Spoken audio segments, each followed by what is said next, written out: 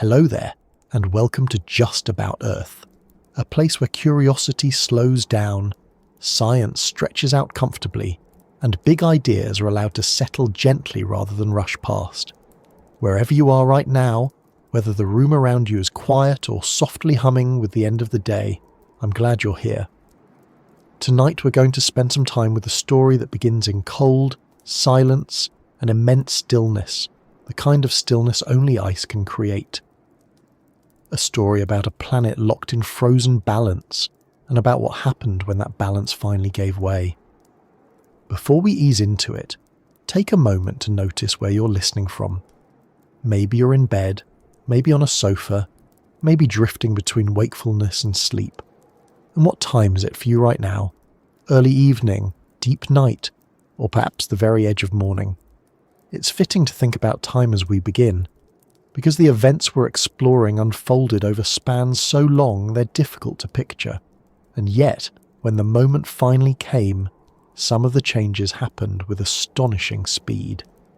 If you find this space calming, or if slow, thoughtful science helps you unwind after a long day, you're very welcome to like the video or subscribe.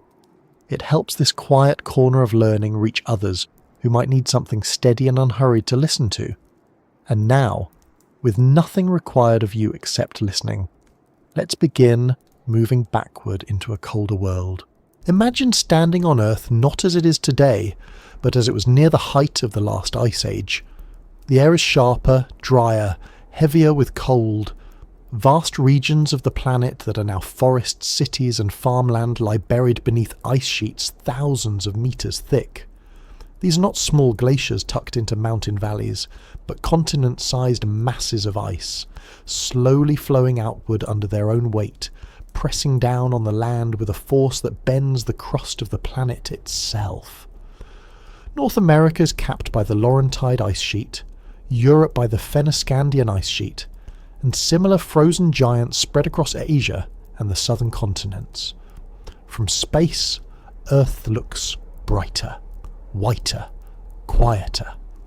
Sea levels are dramatically lower because so much of the planet's water is locked away on land as ice. Coastlines sit far beyond their modern boundaries. Entire continental shelves are exposed, forming wide plains where waves once rolled. Land bridges connect places that today are separated by oceans. Humans and animals move across these bridges without ever knowing they will one day vanish beneath rising seas. For tens of thousands of years, this frozen world persists. Ice advances and retreats slightly with subtle shifts in climate, but overall the balance holds. Temperatures remain low, snow accumulates year after year, compacting into ice faster than it can melt away. The glaciers breathe slowly, expanding and contracting like massive patient organisms. Rivers reroute themselves around walls of ice. Wind patterns shift. Life adapts to the cold rather than escaping it. And yet, beneath this apparent stability, change is quietly building. The climate system that maintains an ice age is not a single switch, but a network of interlocking processes. Earth's orbit wobbles slightly over tens of thousands of years. The tilt of its axis shifts just enough to change how sunlight is distributed across latitudes. Ocean currents rearrange themselves, transporting heat differently than before. Greenhouse gas concentrations rise and fall in small but significant amounts. None of these changes are dramatic on their own, but together they begin to loosen the grip of ice. At first, the warming is subtle. Summers grow marginally longer in the northern hemisphere. Sunlight lingers a little more intensely over high latitudes. Snow that once survived year-round begins to melt back slightly during the warmest months. Most of it refreezes when winter returns, but not all. A thin imbalance forms, barely noticeable at first, but persistent. As this continues, meltwater starts to appear at the edges and surfaces of the great ice sheets. Streams run across ice that once seemed solid and permanent. Water finds cracks, fractures and weaknesses slipping downward, lubricating the base of the ice where it meets bedrock. This water does not simply disappear, it collects, it pools. It begins to gather behind walls of ice that act like natural dams. The scale of these meltwater reservoirs is difficult to grasp. Some of them grow into lakes larger than many modern seas. They press outward and downward with incredible force, held back only by ice that was never meant to restrain liquid water indefinitely. The ice dams holding these lakes are not static structures. They creep, fracture, and thin under pressure, responding both to the weight of the water behind them and to the warming climate around them. For long stretches of time, nothing visible happens. The lakes remain contained. The ice holds. The world stays cold enough that the balance, though strained, does not fully collapse. From the perspective of a human lifetime, everything would appear unchanged. From the perspective of the planet, however, tension is mounting. Then, at certain moments, the system crosses a threshold. Ice, despite its apparent solidity, behaves more like a slow-moving fluid under enough pressure. When meltwater forces its way beneath an ice dam, it can lift the ice slightly off the ground, reducing friction. Once that happens, the dam weakens rapidly. Water rushes through narrow channels, carving them wider by sheer force. Flow becomes flood. Containment becomes release. What follows are events so vast and sudden that they reshape entire regions in days or weeks, rather than millennia. Walls of water surge across the land, carrying ice, sediment, boulders and soil in chaotic motion. Valleys are scoured down to bedrock. Hills are stripped of loose material. River systems are rerouted entirely, their old paths erased and replaced by new ones carved in moments of violence. These floods do not happen once, but repeatedly, as ice dams reform, fail again, and release more stored water. Each flood transfers enormous volumes of fresh water into the oceans. Sea levels rise not smoothly but in pulses. Shorelines retreat inland. Low-lying ecosystems drown.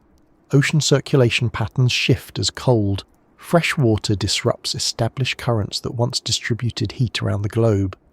Climate responds in complex ways, sometimes warming overall, sometimes snapping briefly back toward colder conditions, before continuing its longer trend toward thaw. For early humans living near the margins of ice and water, these changes would have been profound and frightening. Landscapes they relied on could disappear within a generation. Rivers could swell beyond recognition. Familiar coastlines could vanish beneath advancing seas. Memories of overwhelming floods would be passed down orally, shaped into stories that linger long after the physical evidence eroded. And yet, from a broader perspective, these floods play a critical role in ending the Ice Age itself. By rapidly removing ice from the continents and transferring it to the oceans, they accelerate the planet's transition toward a warmer state. Ice sheets thin, fragment, and retreat. Albedo, the reflectivity of Earth's surface, decreases as white ice gives way to darker land and water that absorb more sunlight. Feedback loops kick in, reinforcing the warming trend. The frozen world loosens its hold. What's remarkable is that none of this requires catastrophe in the cinematic sense. There is no single apocalyptic moment, no instant collapse of ice everywhere at once. Instead, there is a series of releases, adjustments and responses spread unevenly across time and geography. Some regions change abruptly, others lag behind. The planet adapts in fits and starts, always moving toward a new equilibrium, but never along a perfectly smooth path. For now, it's enough to hold the image of a world balanced between ice and water, tension quietly building beneath the surface, unaware of how close it is to letting go. At the height of the last ice age, Earth was not a hostile wasteland, but it was a profoundly different place, shaped by cold in ways that are hard to fully imagine from a modern perspective. The planet was familiar in outline. The continents sat where we recognize them today, yet almost everything about their surfaces, climates and rhythms had been altered by ice. This was not a brief cold spell or a dramatic winter stretched across a few generations. It was a long-standing state, a deep climatic condition that endured for tens of thousands of years, long enough to feel permanent to anything living within it. Temperatures across much of the globe were several degrees lower than today on average, but that number alone doesn't capture the experience. Cold is not just a measurement. It shapes wind, moisture, soil, vegetation, and the way light interacts with the land. In this colder world, winters were longer and harsher, summers shorter and weaker. Snow that fell in high latitudes and mountainous regions often failed to melt completely, even during the warmest months. Year after year, that surviving snow compacted under its own weight, slowly transforming into ice. Over centuries, then millennia, these layers thickened into immense ice sheets. These ice sheets were not static slabs frozen in place. They flowed, imperceptibly slow to the eye, but relentless in their movement. Ice behaves like a solid over short timescales, but under constant pressure it deforms, spreads, and creeps outward. The weight of kilometers thick ice pushed outward from its centers, grinding rock beneath it into fine powder, flattening hills, and carving the land into new shapes. Entire regions of North America and Northern Europe lay buried beneath this slow-moving mass, their original landscapes preserved only as memories locked under ice.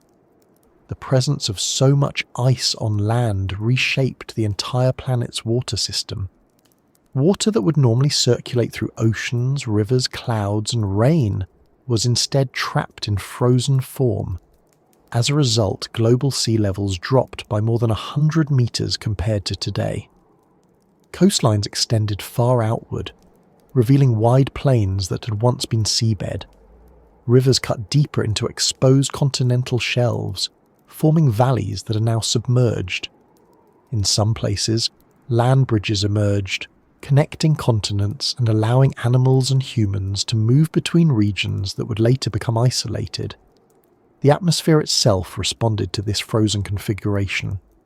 Colder air holds less moisture, so large portions of the Ice Age world were drier than today, even in regions covered by ice. Deserts expanded in some areas, while others became cold steppes dominated by grasses, mosses, and hardy shrubs. Forests retreated southward or disappeared entirely from high latitudes, replaced by open, windswept landscapes. Dust carried by strong winds settled onto ice sheets, darkening their surfaces slightly and subtly, influencing how much sunlight they absorbed. Life adapted, not by resisting the cold, but by fitting into its patterns. Large mammals with thick fur and layers of fat roamed the plains, grazing on sparse vegetation. Smaller animals burrowed or migrated seasonally. Humans learned to survive at the margins of ice, following game, crafting clothing from hides, and using fire not as a luxury but as a necessity. The Ice Age was not empty of life, but it demanded constant adjustment and awareness. Resources shifted with the seasons, and stability was relative rather than absolute. Despite its severity, this frozen world was remarkably stable over long periods. Climate did not remain perfectly constant, but it oscillated within bounds that kept ice dominant. Colder phases saw ice sheets advance, creeping farther south, while slightly warmer intervals allowed limited retreat. These fluctuations occurred over thousands of years, slow enough that ecosystems could reorganize around them. From the perspective of any single human lifetime, the ice seemed eternal. What sustained this state was a delicate balance of factors. Earth's orbit around the Sun is not fixed. It changes subtly over time in predictable cycles. The shape of the orbit shifts from more circular to more elliptical. The tilt of Earth's axis varies slightly. The timing of seasons relative to Earth's position in orbit changes. These cycles influence how much sunlight reaches different parts of the planet at different times of year. During the Ice Age, these orbital conditions favoured cooler summers in the Northern Hemisphere, preventing winter snow from melting completely and allowing ice to persist and grow. Greenhouse gas levels also played a role. Concentrations of carbon dioxide and methane were lower than today, reducing the atmosphere's ability to trap heat. This cooling effect reinforced the growth of ice, which in turn reflected more sunlight back into space, amplifying the chill. The planet entered a feedback loop where cold supported ice, and ice supported further cold. Ocean circulation patterns were different as well. With lower sea levels and altered wind patterns, currents that today transport heat toward the poles behaved differently. Less warmth reached high latitudes, further supporting the persistence of ice sheets. At the same time, cold, dense water formed more readily and sank, influencing deep ocean circulation in ways that rippled through the global climate system. Under all this ice, the planet itself responded. The immense weight of ice sheets pressed down on the crust, depressing it by hundreds of meters in some regions. Land beneath the ice sank slowly, while areas beyond the ice margin sometimes rose slightly in response. This deformation of the crust altered drainage patterns, redirecting rivers and creating basins where meltwater would later collect. The Earth's surface was not a passive stage for ice, but an active participant, bending under the load and storing potential energy that would matter later. One of the striking features of this frozen era is how quiet it must have seemed in many places. Thick ice absorbs sound. Vast regions would have been dominated by wind, occasional cracking ice, and the distant movement of glaciers. Rivers ran at the edges of ice sheets, swollen during brief summer melts, then reduced again as winter returned. Vegetation grew slowly. Change happened, but on timescales that encouraged patience rather than urgency. And yet this calm was deceptive. Stability does not mean permanence. Even while the Ice Age endured, the processes that would eventually end it were already in motion. The same orbital cycles that helped create the cold were gradually shifting. Greenhouse gas levels, though low, were not fixed. Ice sheets themselves, by their sheer size, were setting up conditions that made them vulnerable to change. Meltwater produced during warmer summers had nowhere to go but outward and downward, probing the weaknesses in ice from within. As ice thickened and spread, it altered regional climates in ways that sometimes encouraged further melting at the margins. The edges of ice sheets were complex environments where ice, water, air and rock interacted constantly. Sunlight absorbed by darker debris on ice surfaces could locally increase melting. Water pooling on ice could deepen fractures, carrying heat downward. These processes were minor at first, barely noticeable against the scale of the ice, but they mattered because they persisted. Over thousands of years, small imbalances accumulate. A fraction more melting each summer than freezing each winter begins to thin ice from the top. Meltwater reaching the base reduces friction, allowing ice to flow faster toward lower elevations where temperatures are warmer. Faster flow brings more ice into regions where melting dominates, accelerating loss. The system does not collapse immediately, but it begins to lean. From the inside of the Ice Age, these shifts would have been almost impossible to recognize as meaningful change. To someone living beneath the ice's influence, the world still felt cold, harsh, and familiar. Glaciers still loomed, sea levels were still low, the Great Plains still stretched where oceans would later return. Yet the balance that held this world together was no longer perfectly centered. This is the nature of long climatic states. They are maintained not by immobility, but by ongoing motion that happens to cancel itself out until it doesn't. Ice ages do not end because something dramatic suddenly appears. They end because the conditions that support them quietly drift beyond the range where stability is possible. When people picture glaciers, they often imagine frozen stillness, immense white bodies locked in place, unmoving and silent. From a human point of view, that impression makes sense. Stand at the edge of a glacier and it appears timeless, as if it has always been there and always will be. But glaciers are not static objects. They are processes. They are motion stretched across time so long that it becomes difficult to notice unless you learn how to look for it. A glacier is born not from cold alone, but from imbalance. Snow falls season after season and survives the summer melt. Each year, new snow presses down on the layers below it. Air is squeezed out. Snow crystals deform and fuse. Over decades and centuries, loose snow becomes dense firn, and firn becomes solid ice. Once the ice reaches a certain thickness, gravity takes over. The glacier begins to move. This movement is slow, but it is relentless. Ice flows downhill and outward from zones of accumulation where snowfall exceeds melting, toward zones of ablation where melting, sublimation and calving dominate. The glacier is always gaining mass in some places and losing it in others. The balance between these zones determines whether a glacier grows, shrinks, or holds steady. This balance is never perfectly still. It shifts with seasons, with climate patterns, and with subtle changes in temperature and precipitation. In the depths of the Ice Age, glaciers and ice sheets operated like enormous lungs. They inhaled snow during long cold winters and exhaled meltwater during brief cool summers. The rhythm was slow, measured in years rather than breaths, but it was real. Expansion and contraction occurred continually, even when the overall system appeared stable. At the surface, this breathing was visible in patterns of crevasses, melt channels, and layered ice. Snow accumulated in the interior of ice sheets, far from their edges, building thickness over time. Under the weight of kilometers of ice, the lower layers softened and began to deform plastically. Ice crystals rotated and realigned, allowing the mass to creep outward. This flow was not smooth like water in a river. It was uneven, shaped by the underlying terrain and the internal structure of the ice itself. Beneath the ice, the ground experienced its own version of this movement. The immense pressure ground rock into fine sediment known as glacial flour. Stones embedded in the base of the ice acted like sandpaper, scraping and polishing bedrock. Hills were smoothed into rounded forms.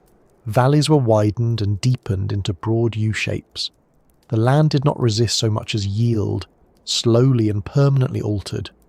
But the most important part of a glacier's motion during the Ice Age happened out of sight, at its base. Ice does not always sit frozen solid against the ground. When pressure increases and temperatures approach the melting point, thin layers of water can form between ice and bedrock. This basal meltwater acts as a lubricant, allowing the ice above to slide more easily. The more water present, the faster the glacier can move. This creates a delicate feedback. As glaciers thicken, pressure increases, producing more basal melting. More melting leads to faster flow, which transports ice toward warmer regions where it melts more readily. In a stable climate, these effects balance out. In a changing climate, they can amplify one another. During the Ice Age, this balance was mostly maintained, but not perfectly.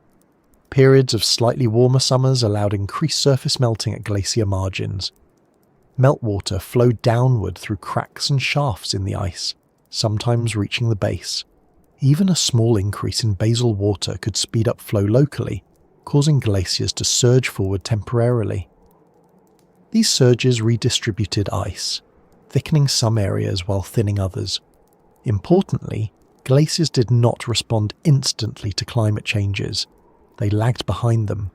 A cooler period might increase snowfall, but it could take centuries for that additional snow to translate into noticeable glacier advance. Likewise, warming might increase melting, but the full retreat of a glacier could take hundreds or thousands of years. This lag meant that glaciers carried memory. They reflected not just present conditions, but the cumulative effect of past climates. This slow response created a world where cause and effect were separated by time.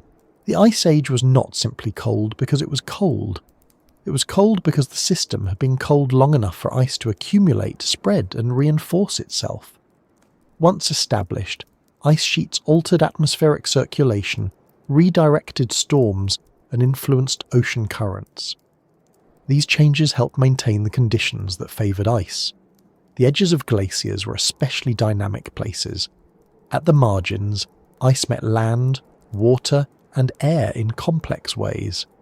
During summer, meltwater streams ran across ice surfaces, carving channels that glistened briefly before freezing again.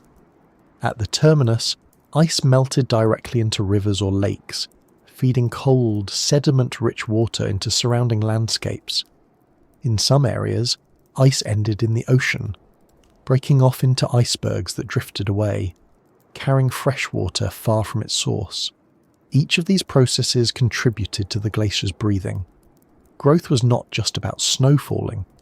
It was about ice flowing inward and outward, adjusting its shape and thickness in response to forces acting upon it. Shrinkage was not just about melting. It was about ice thinning, fracturing, and losing contact with the ground. What made the late Ice Age particularly significant was that the breathing of glaciers began to change character. The inhalations grew slightly weaker, the exhalations slightly stronger.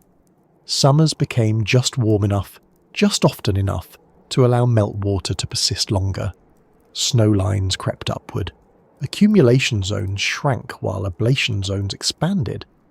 This shift did not announce itself with drama. There were no sudden collapses at first. Instead, ice margins retreated unevenly. Some regions thinned rapidly, while others remained stubbornly frozen. Ice sheets became more fragmented, their edges scalloped by melting and flow rather than advancing smoothly. Internal stresses increased as ice redistributed itself in response to thinning and sliding. As ice thinned, pressure at the base decreased in some areas, reducing basal melting and slowing flow. In others, meltwater increased, accelerating movement. The system grew more heterogeneous, less predictable. This variability mattered because it created weak points. Areas where ice was already thinner or more fractured were more vulnerable to sudden changes. One of the most consequential outcomes of this evolving glacier behaviour was the formation of large meltwater reservoirs. As glaciers retreated unevenly, they blocked valleys and drainage routes, trapping water behind ice dams. These lakes did not form because glaciers were dying. They formed because glaciers were still present, still powerful enough to obstruct water, but no longer cold or thick enough to remain perfectly stable. The slow breathing of glaciers thus set the stage for something much faster. Ice had accumulated over tens of thousands of years. It had shaped continents with patience, but water, once freed from ice, behaved differently. It moved quickly. It responded immediately to gravity, and when trapped in large volumes, it exerted forces that ice could resist only temporarily. Even before catastrophic releases occurred, the presence of large meltwater lakes altered glacier behaviour. Water pressing against ice dams increased stress. Water seeping beneath ice reduced friction. Seasonal fluctuations in lake levels added cycles of loading and unloading that fatigued the ice over time. Each summer melt became not just a release of water, but a test of the dam's strength. All of this was happening while the planet as a whole continued its gradual warming. Orbital conditions continued to favour increased summer sunlight in the northern hemisphere.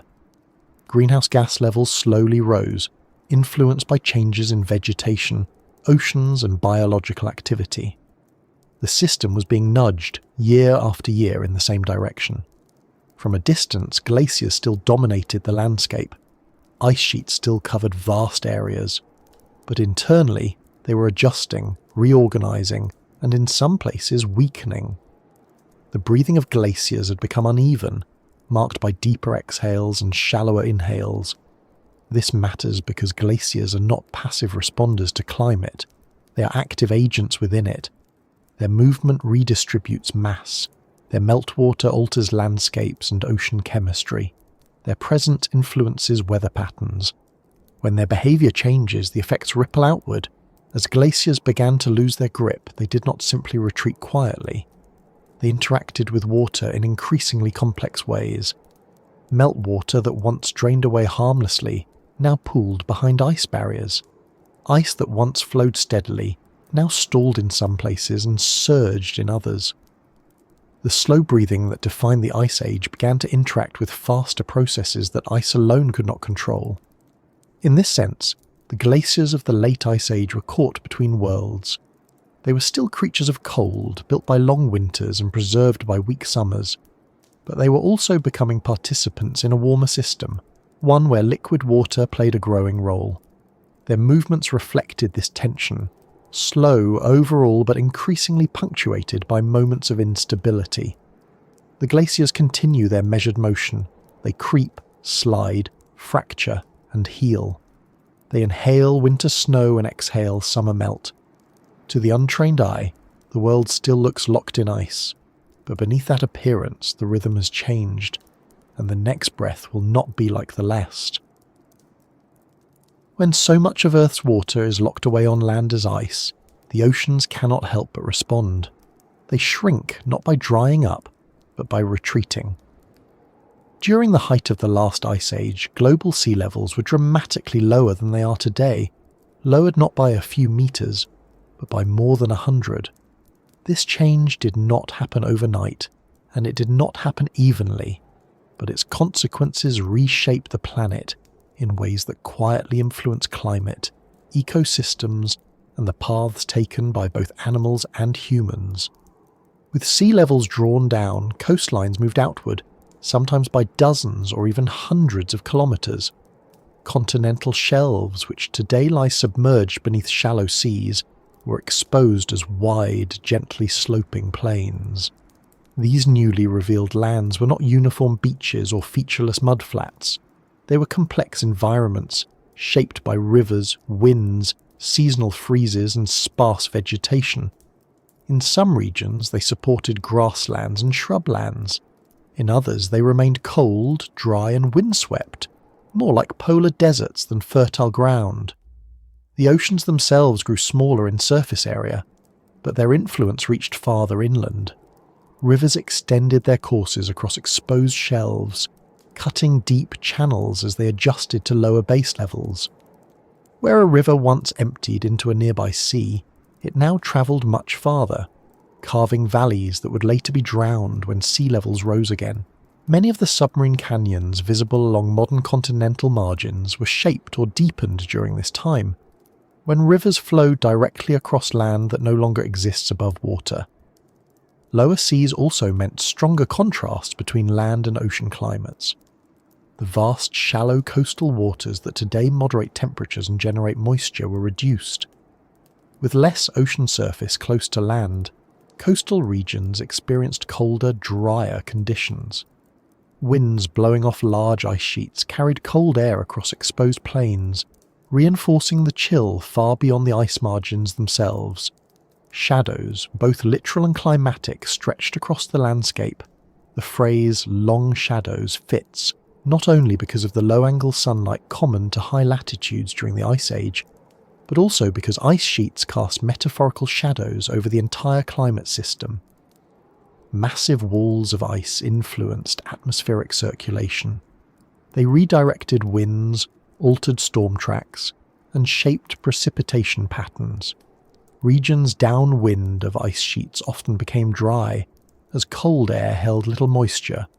Snow fell where conditions allowed, but rain was scarce. In many places, dust became a dominant feature of the environment. Dust might seem like a minor detail, but it played an important role. Fine particles lifted by strong winds settled across ice sheets and exposed plains alike. On ice, this dust darkened the surface, allowing it to absorb slightly more sunlight during summer months. The effect was subtle, but persistent. On land, dust enriched some soils while stripping others, contributing to a patchwork of fertility and barrenness that shaped plant growth and animal movement. Lower sea levels also created connections that no longer exist.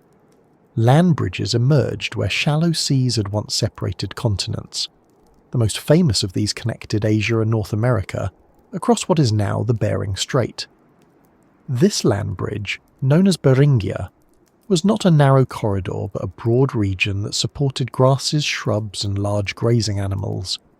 It was cold, but relatively dry, and it provided a route for species to move between continents over thousands of years. Humans used these connections too, though not necessarily as a single dramatic migration.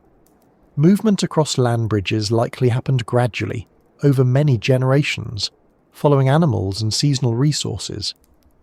The lowered seas made the world feel larger and more continuous, even as ice sheets blocked other routes. Geography became a shifting puzzle, opening some paths while closing others. The reduced volume of the oceans affected their chemistry as well. With more fresh water locked in ice, seawater became slightly saltier. This change influenced ocean density and circulation. The formation of deep water, driven by cold, salty water sinking at high latitudes, behaved differently under Ice Age conditions. Ocean currents adjusted, redistributing heat in new patterns that fed back into the climate system. At the same time, colder global temperatures meant that sea ice expanded.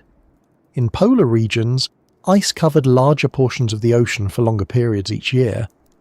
Sea ice acts as an insulating layer, reducing the exchange of heat between ocean and atmosphere. It also reflects sunlight, reinforcing cooling.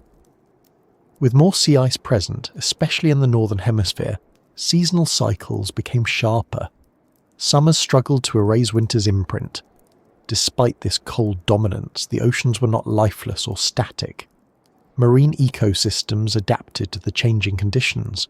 Productivity shifted with nutrient availability and ice cover. Some species thrived in cold, nutrient-rich waters, while others retreated or disappeared. The lowered seas altered coastal habitats, removing shallow environments that many species rely on, while expanding others elsewhere. On land, the exposed continental shelves became part of the ecological system. Animals grazed and migrated across these areas, unaware that they were temporary. Plants colonized where they could, constrained by cold, wind, and limited moisture. Permafrost extended across large regions, locking water into frozen ground and limiting drainage. During brief summers, the surface thawed just enough to allow plant growth before freezing again. These conditions created long-term stability mixed with seasonal hardship.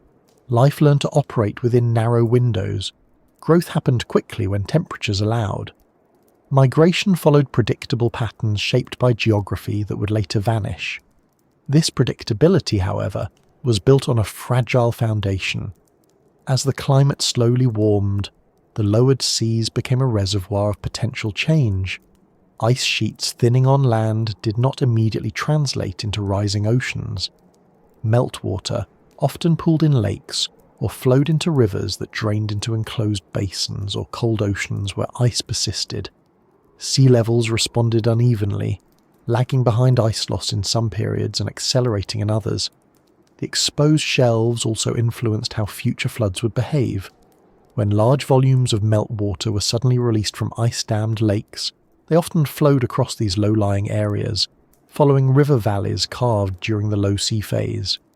The shape of the land guided water with efficiency. Channels cut deep into exposed shelves would later become pathways for rising seas, allowing ocean water to surge inland more easily when levels rose. Another subtle effect of lower seas was the way sunlight interacted with Earth. With more land exposed at high latitudes, especially pale, dusty plains, the planet's reflectivity changed. Some areas reflected more sunlight than the dark ocean waters they replaced, reinforcing cooling. Others, darker with vegetation or sediment, absorbed more heat locally. These competing effects added complexity to the climate response, smoothing some transitions and sharpening others. Lower seas also meant that the planet's gravitational balance shifted slightly. Large ice sheets exerted their own gravitational pull, drawing ocean water toward them. When ice was extensive, sea levels near ice sheets could be locally higher than farther away, even while global levels were lower overall. This uneven distribution meant that as ice melted, sea level rise would not be uniform. Some regions would experience rapid inundation, while others lagged behind. For human populations living near coasts, this created a world where the sea was both distant and influential. Shorelines lay far away, but rivers connected inland regions to the ocean's rhythms. Marine resources were less accessible in some areas, while inland resources expanded across exposed plains. The memory of the sea, passed through stories and seasonal movements, became part of cultural awareness long before coastlines returned. The long shadows of the Ice Age stretched not only across space, but across time. The landscapes shaped during this period would influence how water moved when the ice finally loosened its grip. Valleys carved by rivers on exposed shelves would guide floodwaters. Depressions formed by crustal sinking under ice would become basins for lakes. The configuration of land and sea at low levels set the stage for everything that followed. As warming progressed, the relationship between ice, land and ocean grew more unstable. Ice sheets continued to thin and retreat, but unevenly. Some areas lost ice quickly, releasing water toward the oceans. Others remained frozen, holding back meltwater behind ice barriers. Sea levels began to rise in steps rather than a smooth curve, responding to pulses of water delivered by sudden events rather than steady melting alone. From the perspective of the planet, this was a transitional phase neither fully glacial nor fully interglacial. Ice still dominated high latitudes. Seas were still far from their modern positions, yet the system was no longer in balance. The long shadows cast by ice began to shorten, not uniformly, but in fits and starts. The exposed lands that once seemed permanent started to feel provisional. Rivers deepened their channels, responding to increased meltwater. Lakes expanded and contracted seasonally with greater amplitude. Ice margins grew more irregular. All the while the oceans waited, vast and patient, ready to receive what the ice would eventually give back. This waiting matters because the oceans are not passive recipients.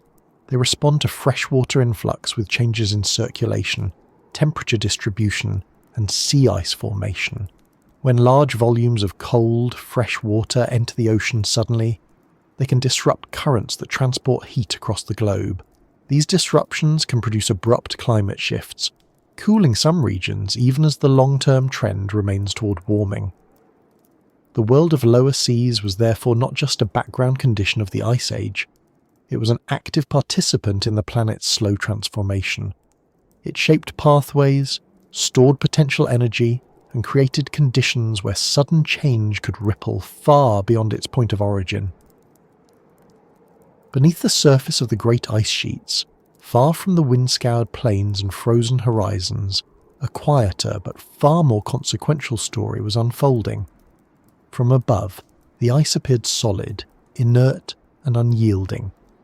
It stretched across continents with a confidence that suggested permanence. Yet below that frozen exterior, forces were building that would eventually overwhelm even the thickest walls of ice.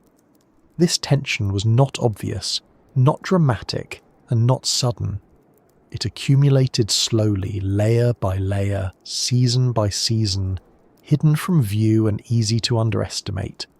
To understand this hidden tension, it helps to imagine the base of an ice sheet not as a clean boundary between ice and rock, but as a complex shifting interface.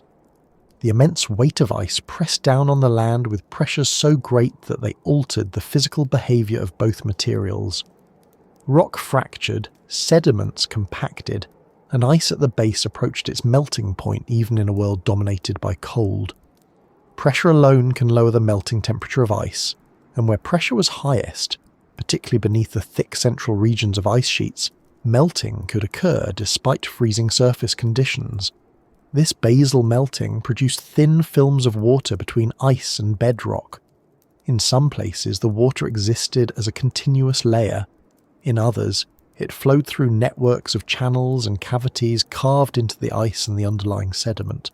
The presence of this water fundamentally changed how ice behaved. Ice frozen directly to bedrock resists movement. Ice separated from rock by water slides. Even a small amount of lubrication could allow vast masses of ice to shift more easily, redistributing pressure and altering flow patterns across entire regions. The water beneath the ice did not come from a single source. Some of it was generated by pressure-induced melting at the base. Some descended from the surface, especially during warmer summers, when meltwater found its way downward through cracks, crevices, and vertical shafts known as moulins. These pathways allowed surface water to bypass the cold upper layers of ice and reach the base rapidly, sometimes within hours. When this happened, the basal system could change abruptly, transitioning from relatively dry and resistant to wet and mobile. This interplay between surface melting and basal lubrication created a feedback loop. Increased melting led to faster ice flow, which transported ice toward lower elevations where temperatures were warmer, increasing melting further. Yet this acceleration was not uniform. Ice sheets are not smooth domes. They're shaped by bedrock topography, internal structure, and historical patterns of flow. Some areas responded quickly to added water, surging forward in bursts. Others remained sluggish, anchored by rough terrain or frozen sediments. Over time, this uneven response created stress within the ice itself. Ice is strong in compression but weak in tension. As different parts of an ice sheet moved at different speeds, cracks formed. Crevasses opened where ice was stretched, especially near the margins and over uneven ground. While most crevasses remained shallow, some penetrated deeply enough to serve as conduits for surface water, linking the upper and lower parts of the ice sheet more directly. Meanwhile, the land beneath the ice was undergoing its own transformation. The weight of ice depressed the crust, pushing it downward by hundreds of meters in some regions. This subsidence altered drainage patterns, creating low areas where water naturally collected. As ice margins fluctuated, these depressed basins became ideal locations for meltwater to pool. Ice did not need to retreat entirely to allow lakes to form. It only needed to block existing drainage routes while meltwater supply increased. Sediments beneath the ice added another layer of complexity. In many regions, glaciers rested not on solid bedrock, but on thick layers of unconsolidated sediment left behind by previous glacial advances. These sediments could deform under pressure, behaving more like a thick paste than solid ground. When saturated with water, they became even more mobile, allowing ice to slide more easily. This sediment deformation further reduced resistance to flow, amplifying the effects of basal water. All of these processes were sensitive to small changes. A slightly warmer summer could increase surface melting just enough to send additional water to the base. A modest thinning of ice could reduce pressure in one area, while increasing stress in another. A minor shift in ice flow could reroute water beneath the ice, focusing it into channels that eroded and expanded with each passing season. None of these changes alone would have been catastrophic. Together they created a system increasingly prone to instability. One of the most significant consequences of this hidden tension was the formation of ice dams. As glaciers flowed across valleys and lowlands, they blocked natural drainage routes. Rivers that once carried meltwater to the sea were diverted or stopped entirely. Water backed up against the ice, forming lakes that grew larger with each melt season. These lakes were not gentle features. They pressed against the ice with tremendous force, exploiting fractures and weaknesses created by internal stress and basal lubrication. The ice dams themselves were dynamic. They thickened as ice flowed into them and thinned as melting and deformation took their toll. The pressure exerted by water behind a dam increased with depth, and as lakes grew, that pressure climbed. Water is relentless. It seeks the lowest point, the smallest crack, the weakest bond. Once it finds a path, it enlarges it rapidly. A trickle becomes a torrent. A stable barrier becomes a failing one. Importantly, this tension did not build in isolation from the broader climate system. As the planet continued its gradual warming, the balance between accumulation and melting shifted. Snowfall patterns changed. Some regions received less snow even as temperatures rose, reducing the supply of new ice to replace what was lost. Other areas experienced increased precipitation, but in warmer conditions, more of that precipitation fell as rain rather than snow, contributing directly to meltwater rather than ice growth. The timing of melting also mattered. Warmer summers extended the melt season, allowing water to accumulate for longer periods. Instead of brief pulses that froze again quickly, meltwater persisted, flowing and pooling in ways that stressed the ice more effectively. Each year the system was tested, and each year the margin of safety narrowed. From above, the ice still appeared vast and dominant. From below, it was under strain. The tension was not just mechanical, but temporal. Ice had accumulated over tens of thousands of years, storing water in frozen form. The processes that released that water operated on much shorter timescales. This mismatch between slow storage and fast release meant that when release occurred, it could be sudden and overwhelming. It is also worth considering how silent this tension was. There were no warning signs obvious to anyone living nearby, no gradual rise in river levels that could be traced back to a specific source, no visible cracking across the ice sheet that announced impending failure. The system failed internally, out of sight, guided by physics rather than perception. This hidden build-up helps explain why the floods that followed were so extraordinary. They were not the result of a single warm year or an isolated event. They were the culmination of thousands of years of slow change, stored energy, and accumulating water. The ice had become a barrier holding back forces it could no longer fully contain. As ice sheets thinned and retreated unevenly, the number and size of meltwater lakes increased. Some drained gradually through subglacial channels, releasing water in manageable amounts. Others remained trapped, growing deeper and more unstable. The difference between these outcomes often came down to small variations in ice thickness, bedrock shape, or water routing beneath the ice. This variability is crucial. It means that the end of the Ice Age was not uniform. Some regions experienced relatively gentle transitions, with ice retreating and meltwater dispersing over long periods. Other regions were subjected to repeated catastrophic floods that transformed landscapes almost overnight. Both outcomes emerged from the same underlying processes, shaped by local conditions. The hidden tension beneath the ice also influenced how quickly ice sheets could respond to future warming. Once basal systems were established, ice could accelerate rapidly when conditions allowed. This responsiveness meant that ice sheets were no longer just passive indicators of climate change. They became active contributors, capable of amplifying and redistributing its effects.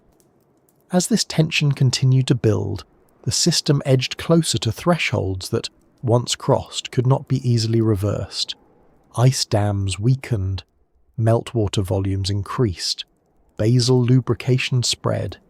The internal structure of ice sheets grew more fractured and stressed. The balance that had sustained the Ice Age for so long was no longer stable. Yet even at this stage, the world above remained cold by modern standards. Ice still covered vast areas. Sea levels were still low. To an observer without knowledge of what lay beneath the ice, the planet might have seemed unchanged. This disconnect between appearance and reality is one of the defining features of the Ice Age's final phase. For most of the Ice Age, ice behaved as if it were certain of itself. It accumulated, thickened, and spread with a kind of quiet confidence, responding predictably to cold and snowfall. Even when it flowed, it did so in ways that were slow, restrained, and largely self-limiting. But as the climate continued its gradual shift, there came a point where ice no longer behaved as it once had. Not because it suddenly became fragile, but because the conditions that supported its strength were slipping away. This was the moment when ice began to forget what had held it together. Forgetting strength does not mean losing mass overnight. Ice sheets did not vanish suddenly, or melt evenly across their surfaces. Instead, they became inconsistent. Their responses to temperature, pressure, and water changed. The same amount of warmth that once produced little effect now triggered noticeable thinning. The same snowfall that once sustained growth now failed to compensate for losses elsewhere. Strength, in this context, was not just thickness. It was coherence, resistance, and the ability to recover after stress. One of the earliest signs of this change was a subtle shift in the seasonal balance.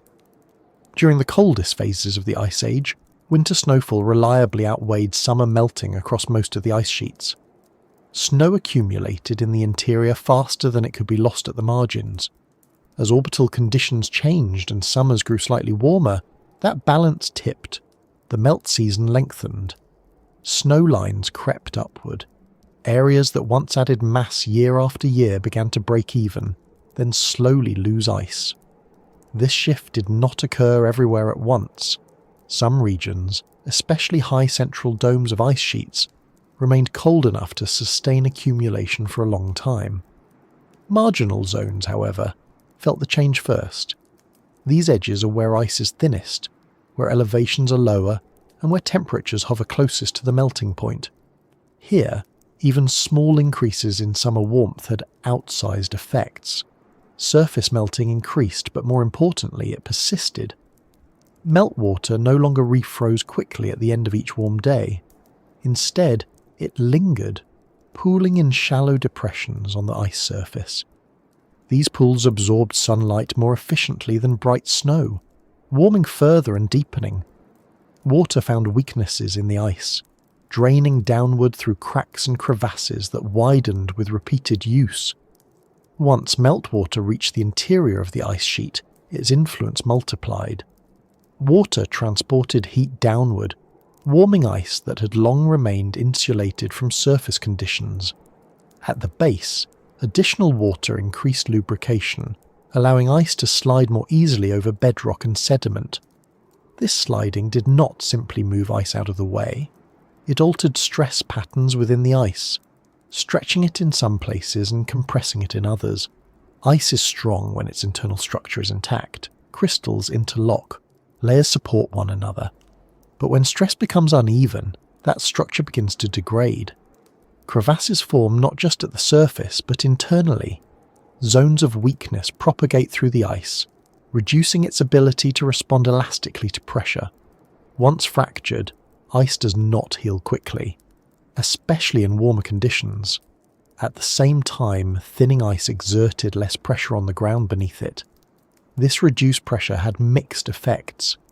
In some areas, less pressure meant less basal melting, which could temporarily slow sliding. In others, it allowed water to move more freely beneath the ice, reorganizing subglacial drainage systems. Water that once spread out thinly could become focused into channels, increasing erosion and further weakening ice bed contact. The land beneath the ice also began to respond differently. As ice thinned and retreated, the crust slowly rebounded upward, a process known as isostatic adjustment. This uplift was gradual, but it altered slopes and drainage routes. Water that once flowed away from ice margins might now be trapped, pooling against retreating ice fronts. The geometry of the landscape was changing beneath the ice's feet, so to speak, making old patterns of stability unreliable. Another important factor was the changing nature of precipitation. As temperatures rose, a greater fraction of precipitation fell as rain rather than snow, especially near ice margins. Rain does not build ice, it erodes it. Rainwater delivers heat directly to the surface, accelerates melting, and runs off quickly, often carrying debris that darkens ice downstream. Each rain event acted as a localized stress test, challenging ice that had evolved under colder, snow-dominated conditions. Wind patterns shifted as well. With less ice covering some regions and more open water elsewhere, atmospheric circulation adjusted. In some areas, this brought warmer air inland more frequently. In others, it altered snowfall distribution, starving certain parts of ice sheets of the accumulation they needed to remain stable. Ice does not respond well to uneven feeding.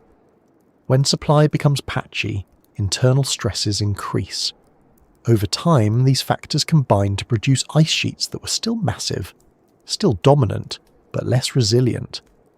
They could no longer absorb disturbances as effectively. Where once a warm decade might have passed with little long-term effect, now it left a mark. Thinning accumulated, fractures persisted, water pathways remained open longer each year.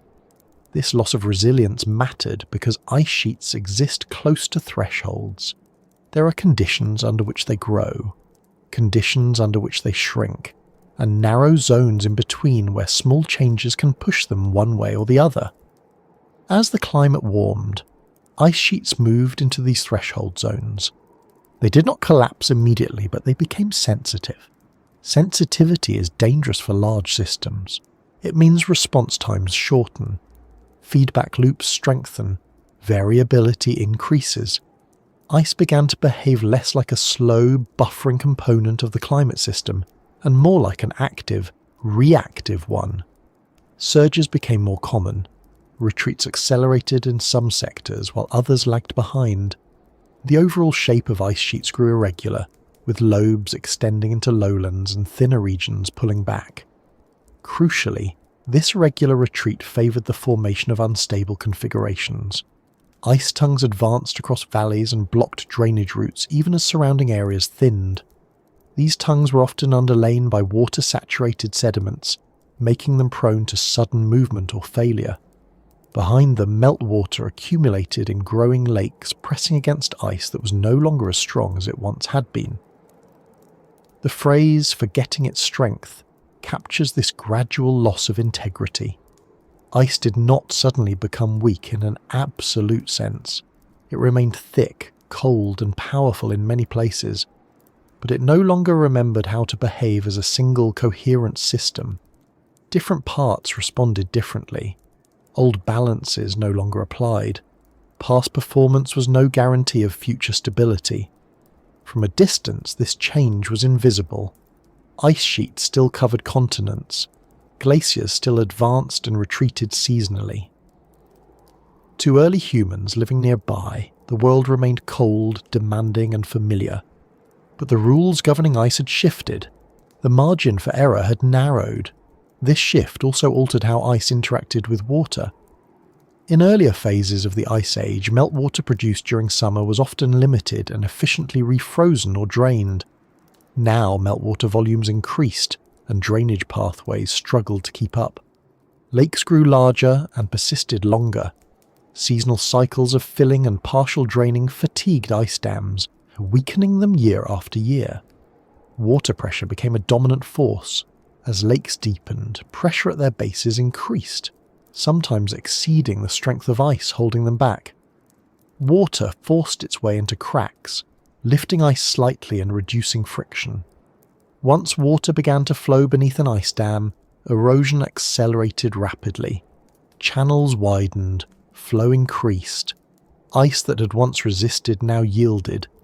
These processes did not occur in isolation.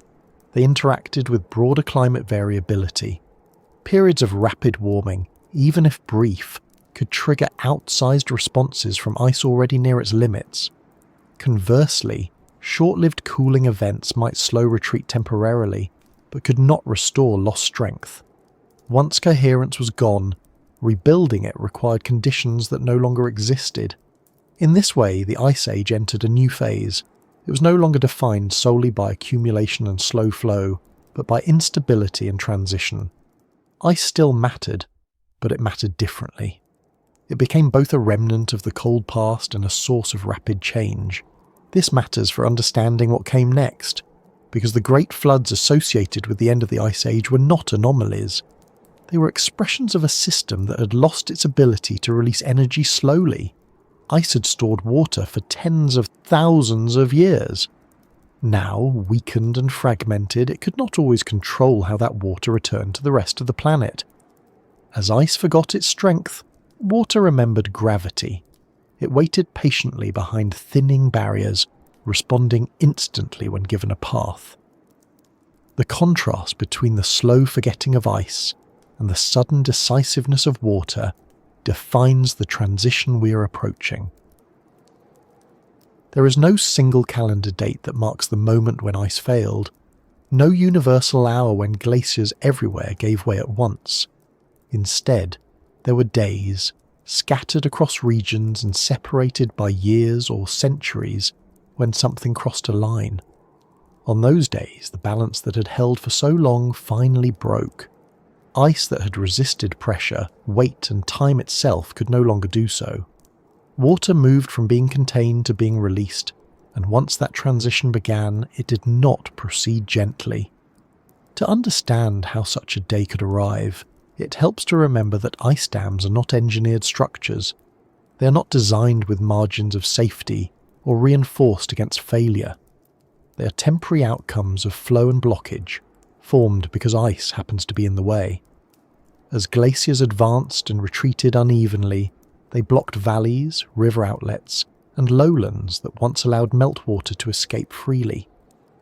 Behind these blockages, water accumulated season after season, rising slowly, quietly, invisibly dangerous. At first, the water behaved. It filled basins, spread out, and pressed against the ice with steady force. The ice responded by deforming slightly, adjusting its shape under pressure. For long stretches of time, this equilibrium held.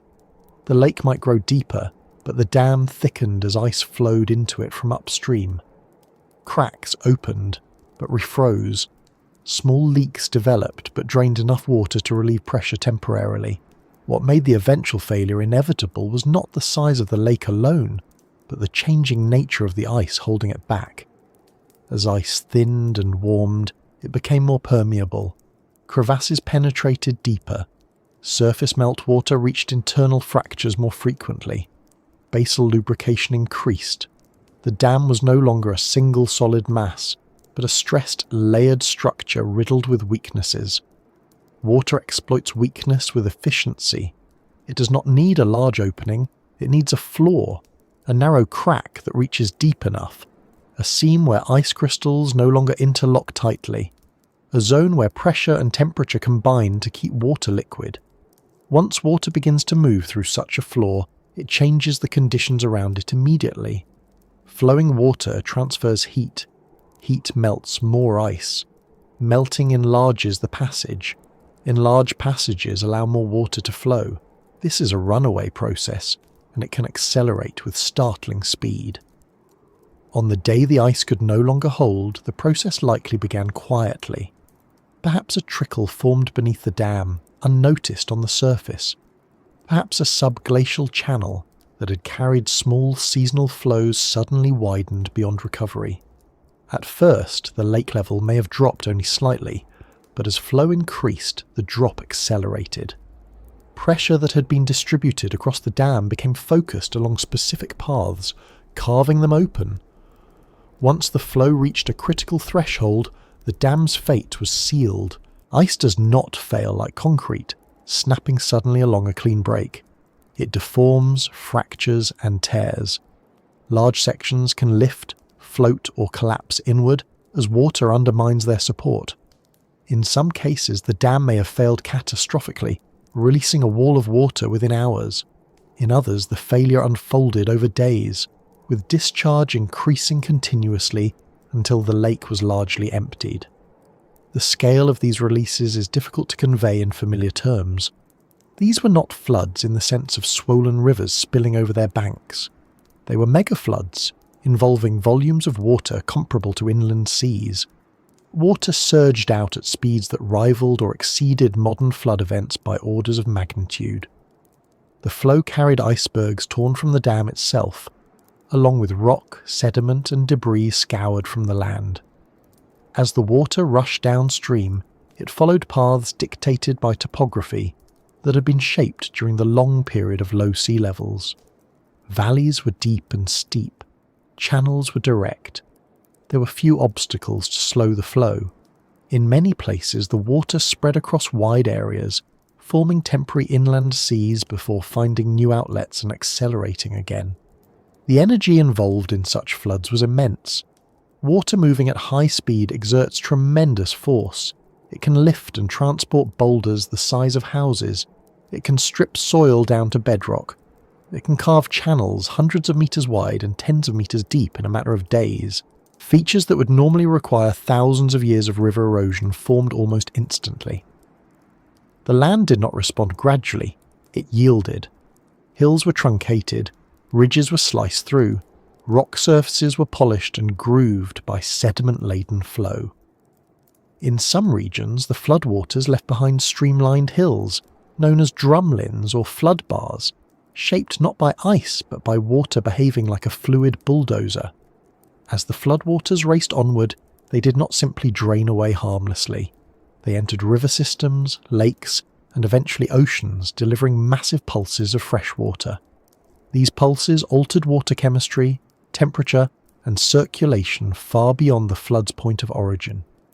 In some cases, they disrupted ocean currents that depended on a delicate balance of salt and heat, triggering short-term climate reversals even as the long-term trend toward warming continued. The immediate aftermath of such a flood would have been a transformed landscape. Where there had been lakes, there were empty basins scattered with stranded ice blocks that melted slowly over years.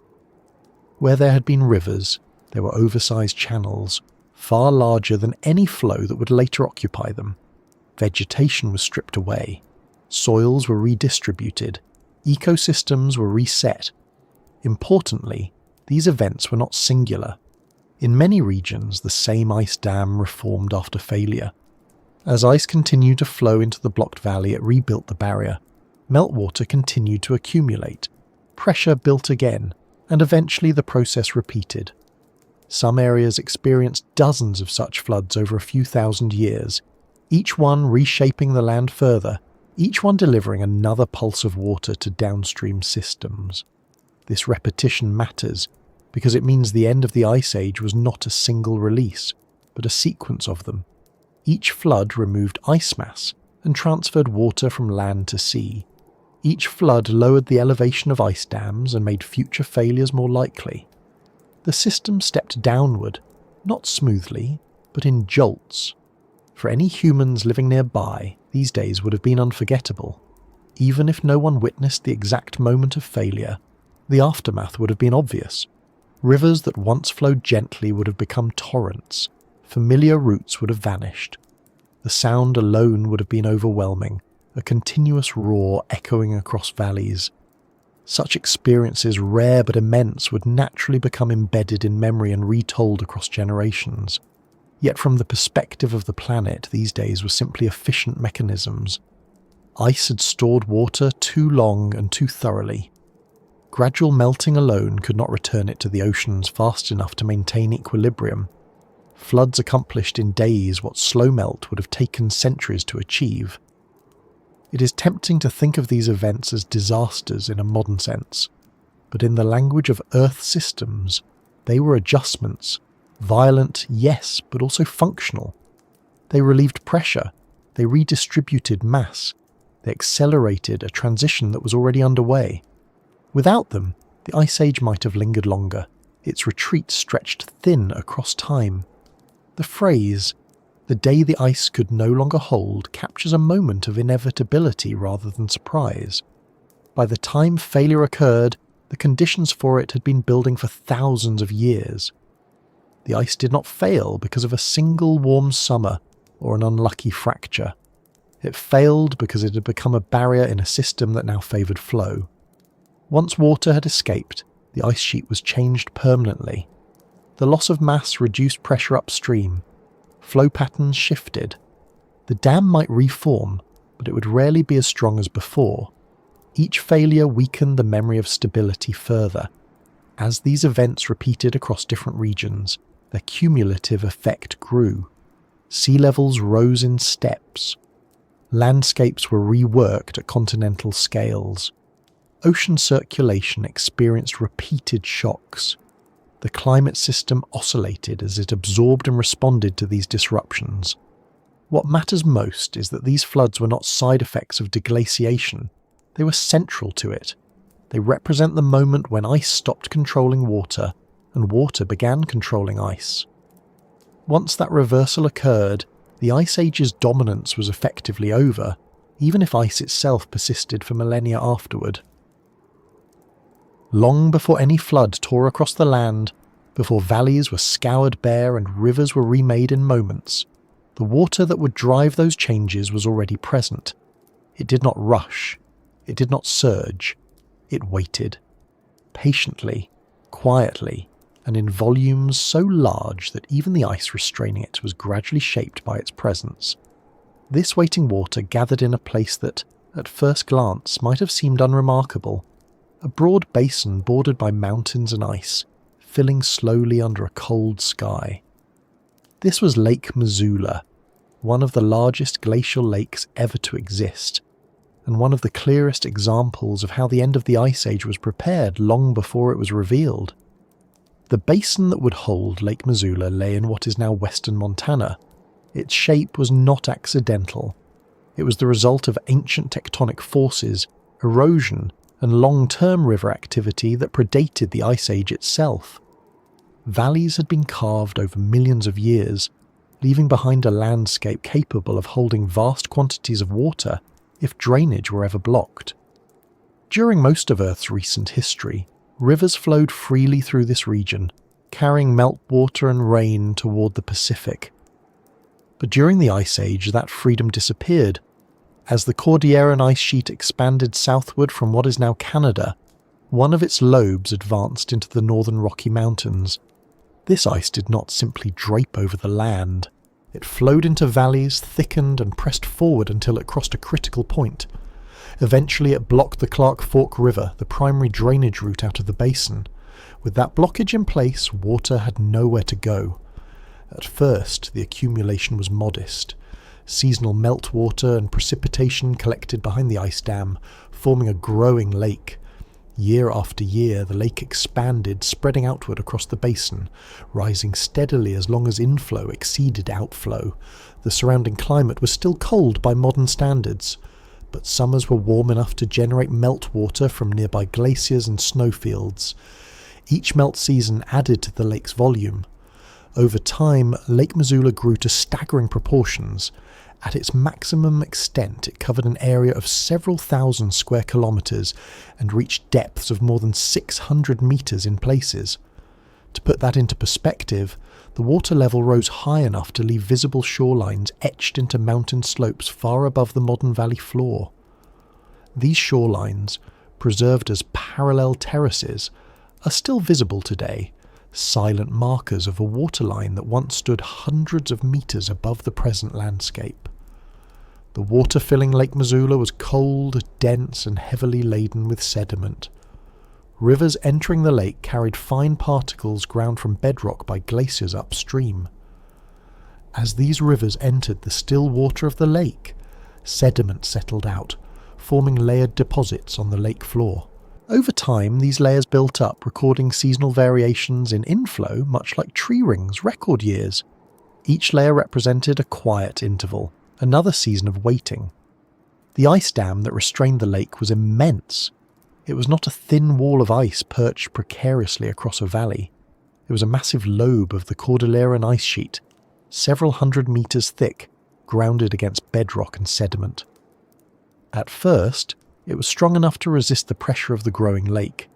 Ice flowed into the dam from upstream, thickening it even as water pressed against it from behind. But strength does not mean invulnerability. As Lake Missoula deepened, the pressure at its base increased.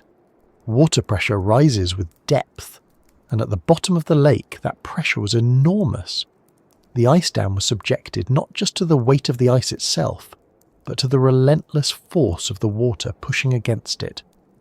Over time, this pressure exploited every weakness. One of the most important features of this system was that the ice dam was not frozen solid to the ground along its entire base. In places, basal melting occurred due to pressure and geothermal heat from the earth below. Meltwater beneath the ice reduced friction, allowing the dam to deform and shift slightly. These movements were slow, but they mattered. They opened pathways, closed others, and constantly changed the internal structure of the ice. Meanwhile, surface melting played its role. During warmer summers, meltwater formed on the surface of the ice dam and surrounding glaciers. Some of this water drained away harmlessly. Some of it found cracks and shafts, plunging downward into the interior of the ice.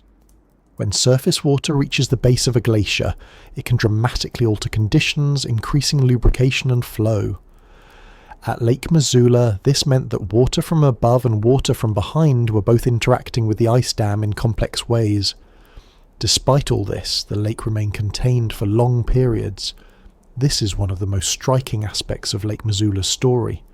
The system did not fail immediately or constantly.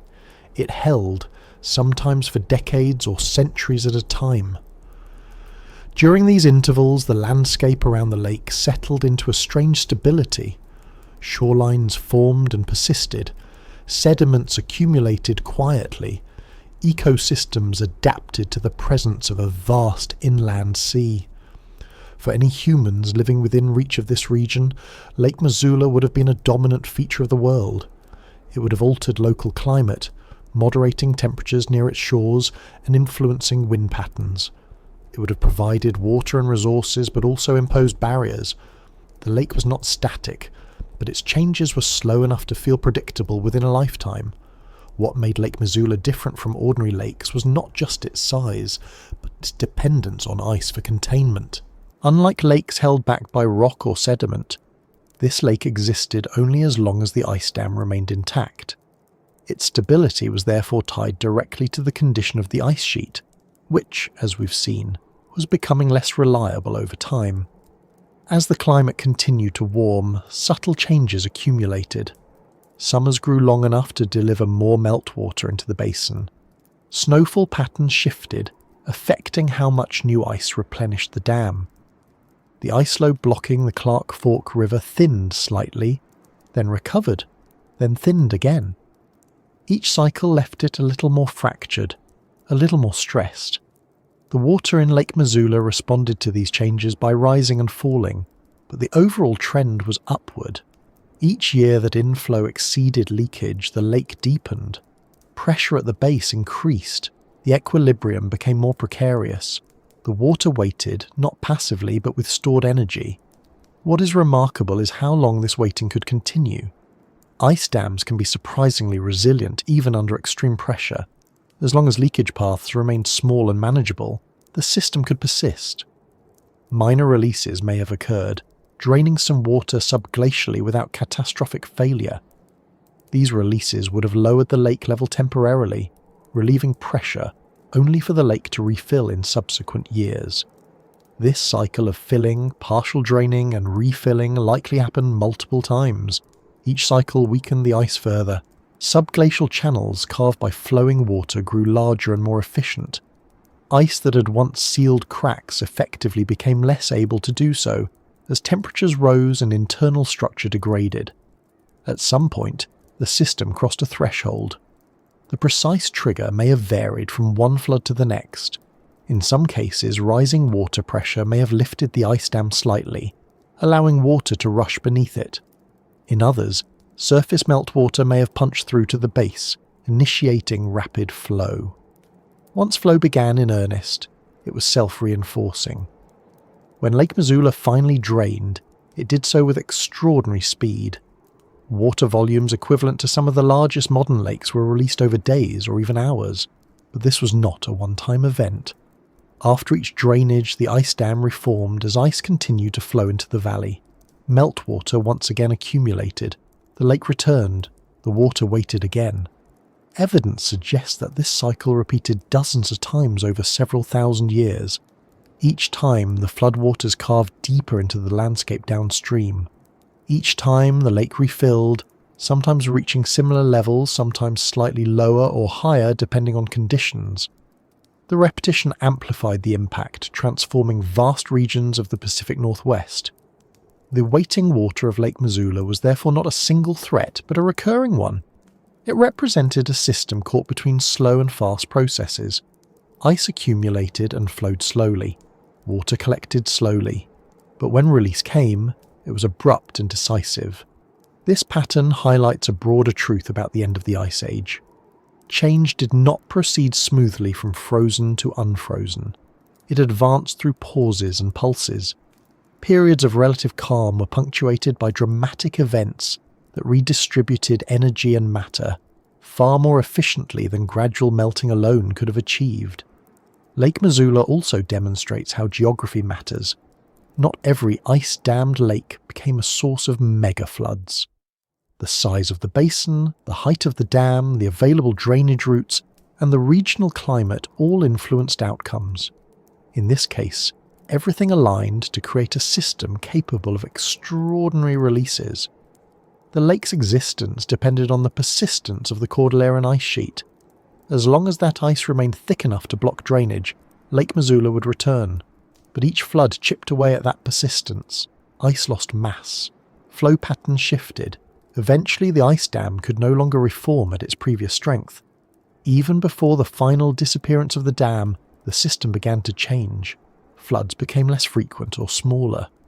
The lake may have filled to lower levels, drainage pathways became more permanent. The water that once waited so long behind ice found ways to escape more gradually. Still, during its most active phase, Lake Missoula stands as a reminder that some of the most powerful forces in Earth's history arise not from constant motion, but from restraint.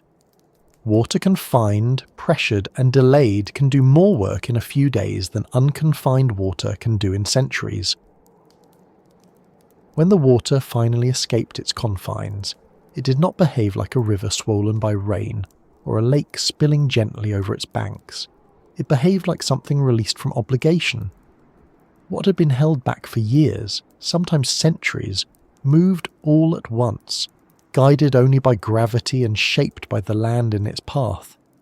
These were not singular events, but a sequence of releases that unfolded whenever conditions aligned just enough for restraint to fail again.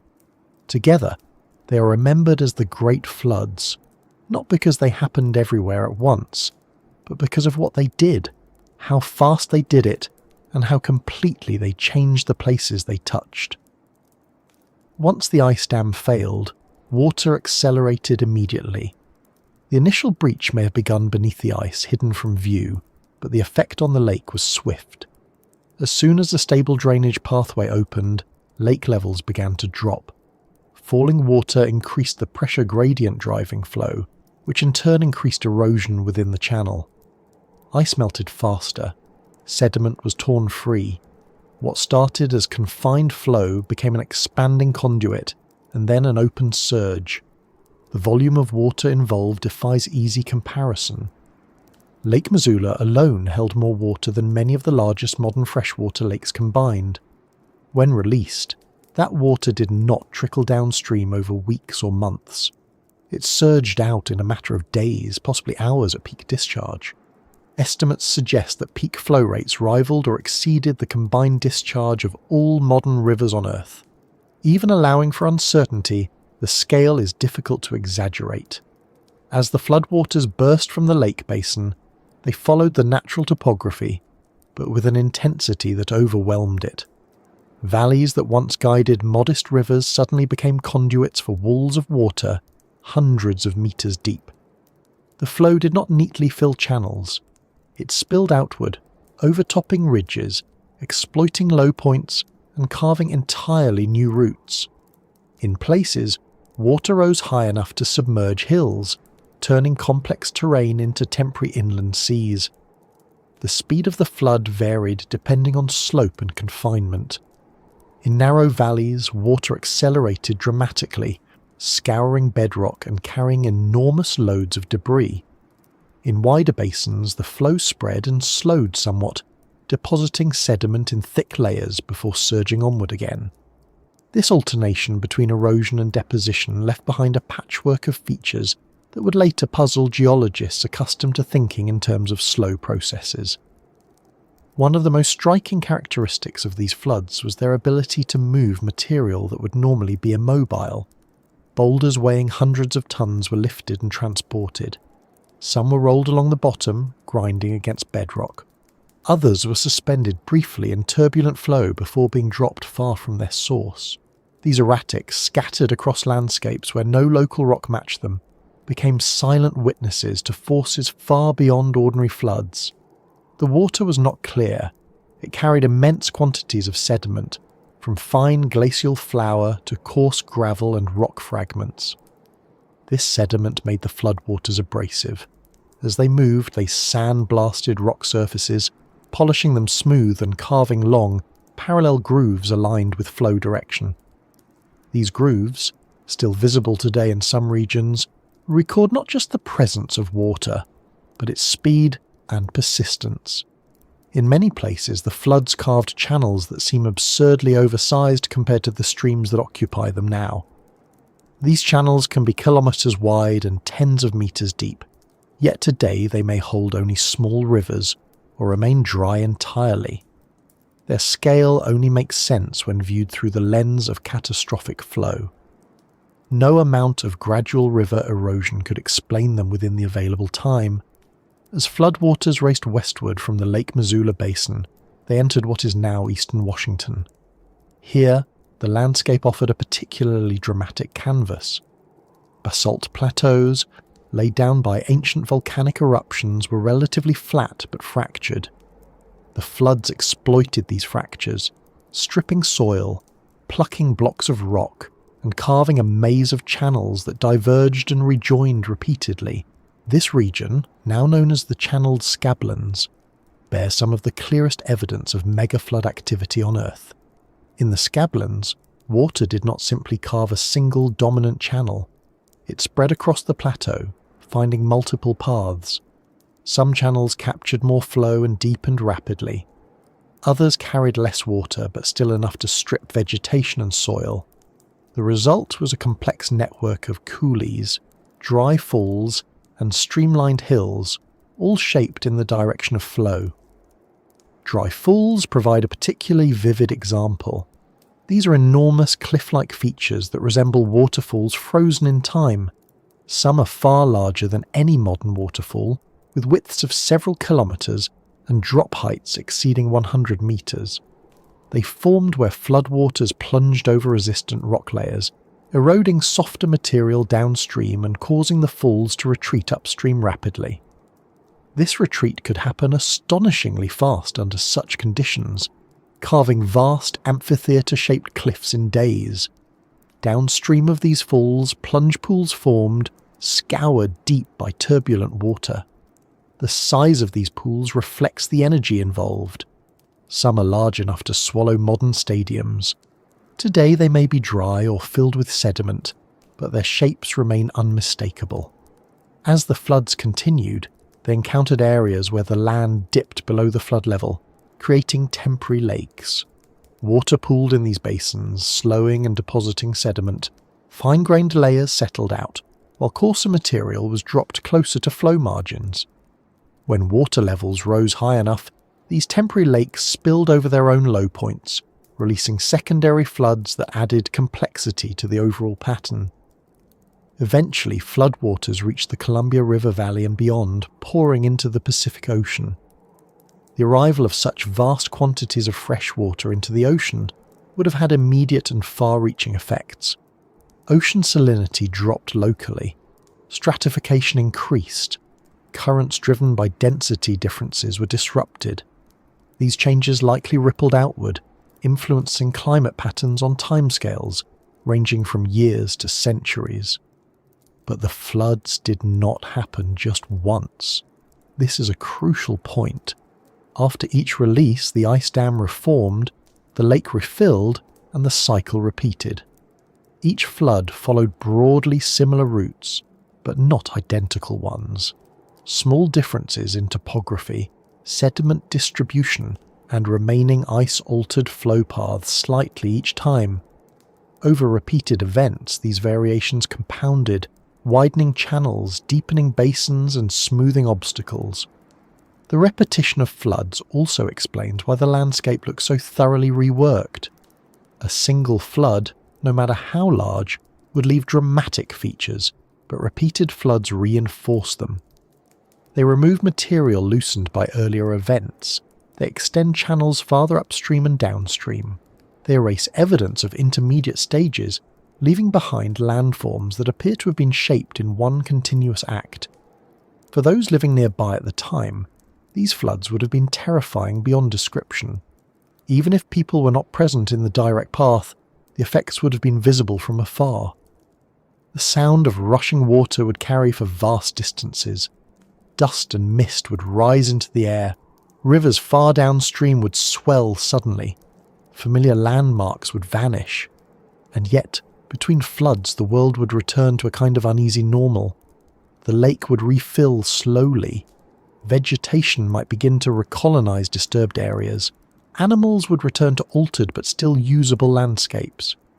This alternation between catastrophe and calm would leave deep impressions on memory and culture, reinforcing the sense that water was both life-giving and dangerously powerful. From a geological perspective, the great floods accomplished in short bursts what would otherwise require immense spans of time. They redistributed sediment across regions. They carved drainage networks that still influence river paths today. They lowered divides, allowing watersheds to reorganize permanently. In doing so, they accelerated the reshaping of continents in a way that aligned with the broader climatic transition underway. The floods also played a role in the retreat of ice itself. By removing large volumes of water from behind ice dams, they reduced pressure locally, altering ice flow upstream. Each flood event removed ice mass indirectly by transferring meltwater to the oceans, contributing to sea level rise. Over time, these pulses added up, helping to destabilize ice sheets more broadly. It is important to recognize that these floods were not anomalies in an otherwise gentle deglaciation. They were part of the system's natural response to changing conditions. When ice could no longer release water slowly enough, it released it quickly. The physics of flow took over, indifferent to scale or consequence. As scientists pieced together this story, it challenged long-held assumptions about how landscapes change. For a long time, geology favoured gradualism, the idea that slow processes operating over long periods explain most features. The evidence of the Great Floods forced a reconsideration.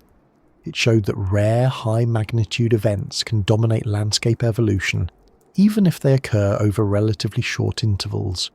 This does not mean that gradual processes are unimportant. On the contrary, the floods were made possible by long-term accumulation of ice and water. Without tens of thousands of years of cold, there would have been no lake to drain. Without slow tectonic shaping of the basin, there would have been nowhere for water to collect. The floods were fast, but they were built on slow foundations. As the sequence of floods continued, their character likely evolved. Early floods may have been larger, when lakes reached their maximum levels. Later floods may have been smaller or more frequent, as drainage pathways became more established and ice dams weakened. Eventually the ice could no longer reform effectively, and the cycle ended. By that point, the damage, or perhaps more neutrally the work, had been done. Landscapes were transformed, water pathways were rewritten. The region bore the unmistakable signature of flow that was anything but ordinary. Looking beyond this specific case, similar processes occurred elsewhere as the Ice Age waned. Other glacial lakes formed and drained catastrophically in different parts of the world, though few matched the scale of Lake Missoula's floods. Together, these events formed a pattern. As ice sheets destabilized, water became a primary agent of change. What remains striking is how much of this story is still visible. You can stand today in regions shaped by these floods and see the evidence directly. Channels too large for their rivers, hills sculpted into streamlined forms, boulders perched improbably on plateaus. These are not subtle clues. They are bold signatures of a world in transition. The Great Floods were therefore not just local disasters or geological curiosities. They were integral steps in the planet's movement out of the Ice Age. They represent moments when stored change was released all at once, pushing the system forward faster than gradual processes alone ever could. When the floodwaters withdrew, they did not leave behind a gentle hint of their passing. They left a landscape that no longer made sense under the old rules. Valleys were far too wide for the rivers that occupied them. Hills were shaped as if pressed by an invisible hand. Rock surfaces were smoothed, grooved, and stripped of soil as though time itself had accelerated and then stopped abruptly. What had taken shape over days now looked as if it should have required ages. This was the aftermath of water moving faster and with more force than the land had ever experienced before. To appreciate how unusual these landscapes are, it helps to think about how landforms normally develop. Under ordinary conditions, rivers carve valleys gradually. They meander, erode banks slowly, deposit sediment downstream, and respond to changes in climate over long spans of time. Even powerful seasonal floods usually add only incremental change. Hills are worn down grain by grain, channels migrate centimetre by centimetre, landscapes tell stories written patiently. The terrain left behind by the Great Floods told a different kind of story. Here, erosion was not incremental, it was wholesale. Soil layers that had taken thousands of years to form were removed almost instantly. Vegetation was not trimmed or damaged, it was erased. In many places, the floods cut directly into bedrock, bypassing softer material entirely. The result was a stripped landscape where the geological skeleton lay exposed. One of the most striking features created by these events is the sheer scale mismatch between landforms and modern processes. Channels carved by the floods can be kilometres wide and dozens of metres deep, yet today they may carry only small streams or remain dry year-round. These oversized channels are not anomalies. They are consistent across regions affected by megafloods, forming networks that only make sense when viewed as products of catastrophic flow. The water that carved these channels did not behave like a typical river. It was turbulent, chaotic, and laden with debris.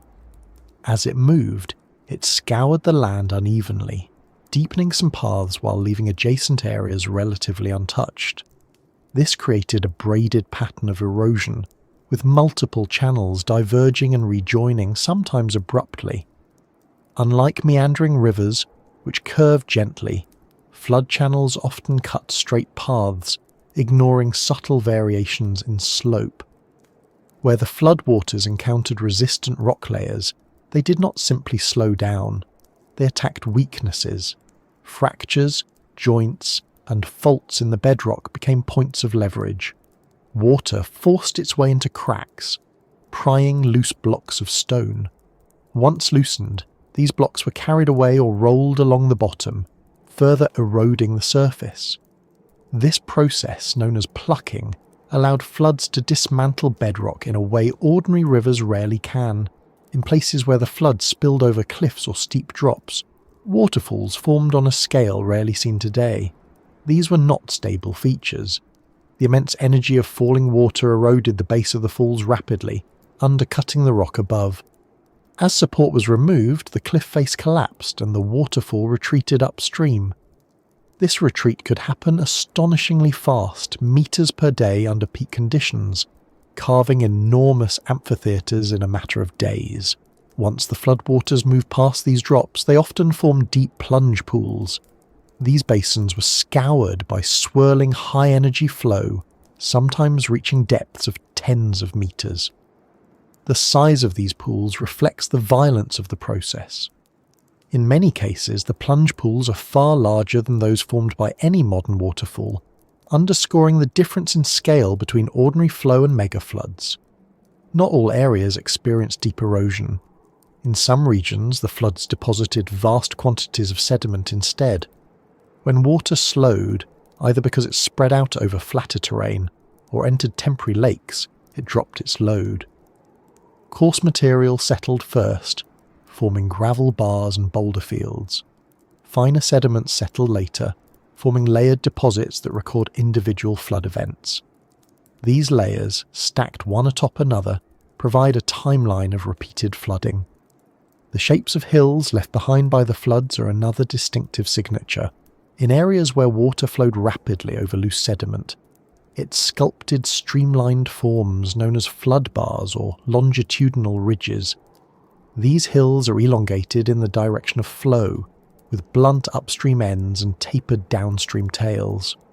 Their shapes reflect the movement of water around them, much like ripples in sand, but on a scale measured in hundreds of meters. Even bedrock hills were reshaped. Where rock resisted complete removal, it was smoothed and streamlined. Sharp edges were rounded. Surfaces were polished. Long grooves, aligned with the direction of flow, were etched into the stone by sediment carried at high speed. These grooves are often remarkably straight and parallel, indicating sustained directional flow rather than chaotic movement. Another feature commonly left behind is the presence of erratic boulders. These are large rocks deposited far from their source, often perched in places that seem improbable. Some sit atop hills or plateaus, far above any modern river. Their presence makes sense only when considering water levels hundreds of meters higher than today, capable of lifting and transporting such massive objects. The floods also reorganized entire drainage systems. Rivers that once followed one path found themselves diverted into newly carved channels. Watersheds shifted.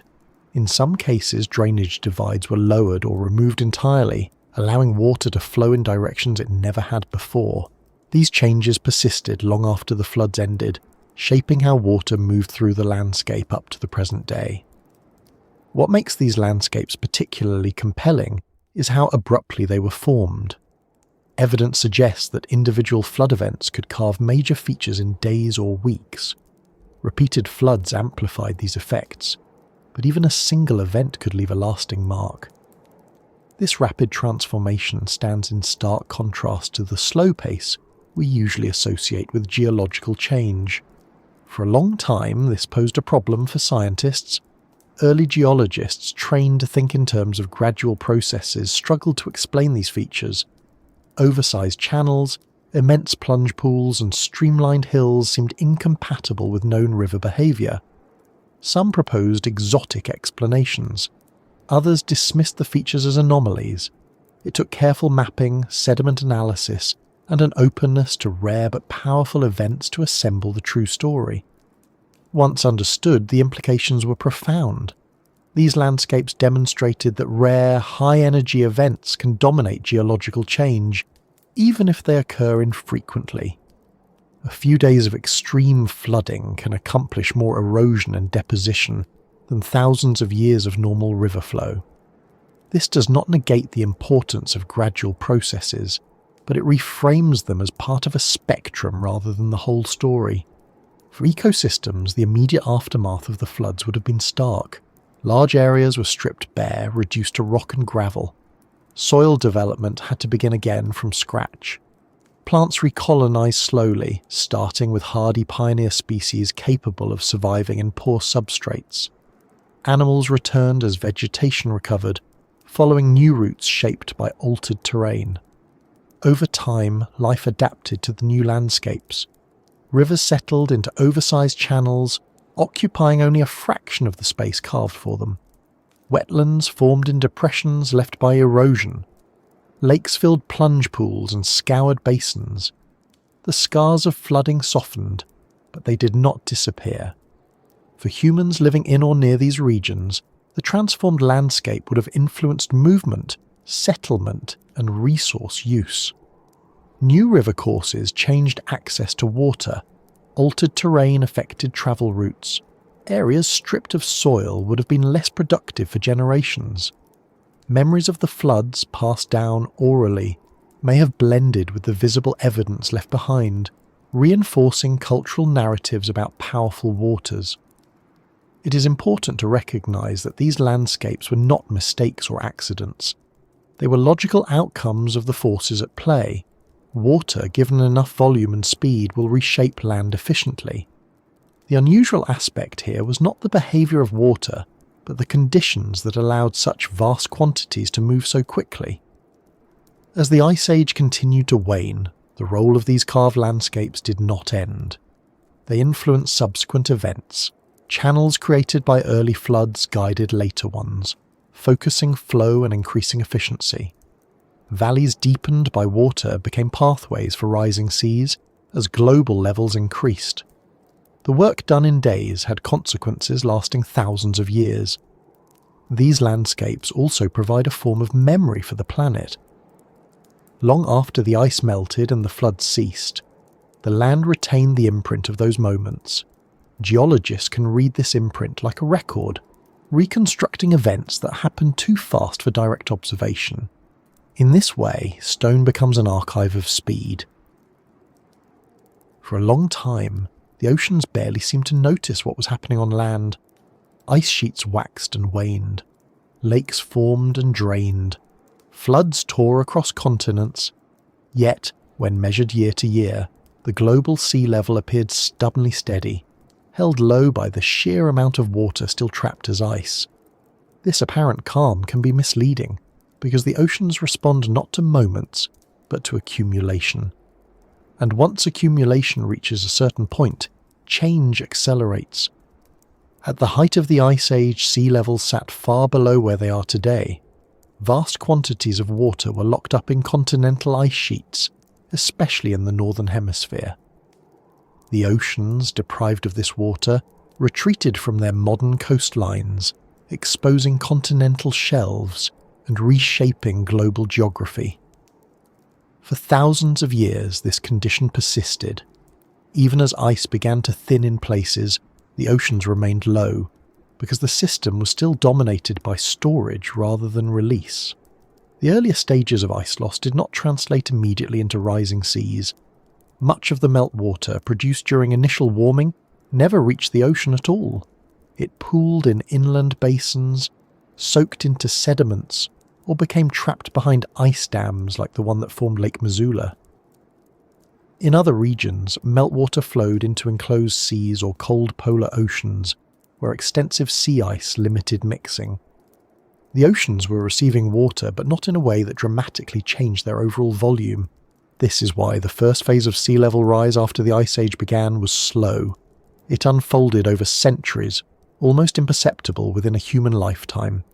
Coastlines shifted inward by small amounts, estuaries deepened slightly, tidal patterns adjusted.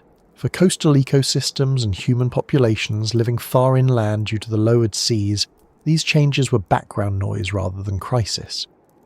But beneath this slow response, a threshold was forming. As warming continued, ice loss accelerated.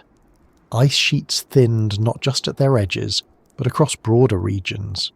Glaciers retreated into higher elevations where accumulation zones shrank.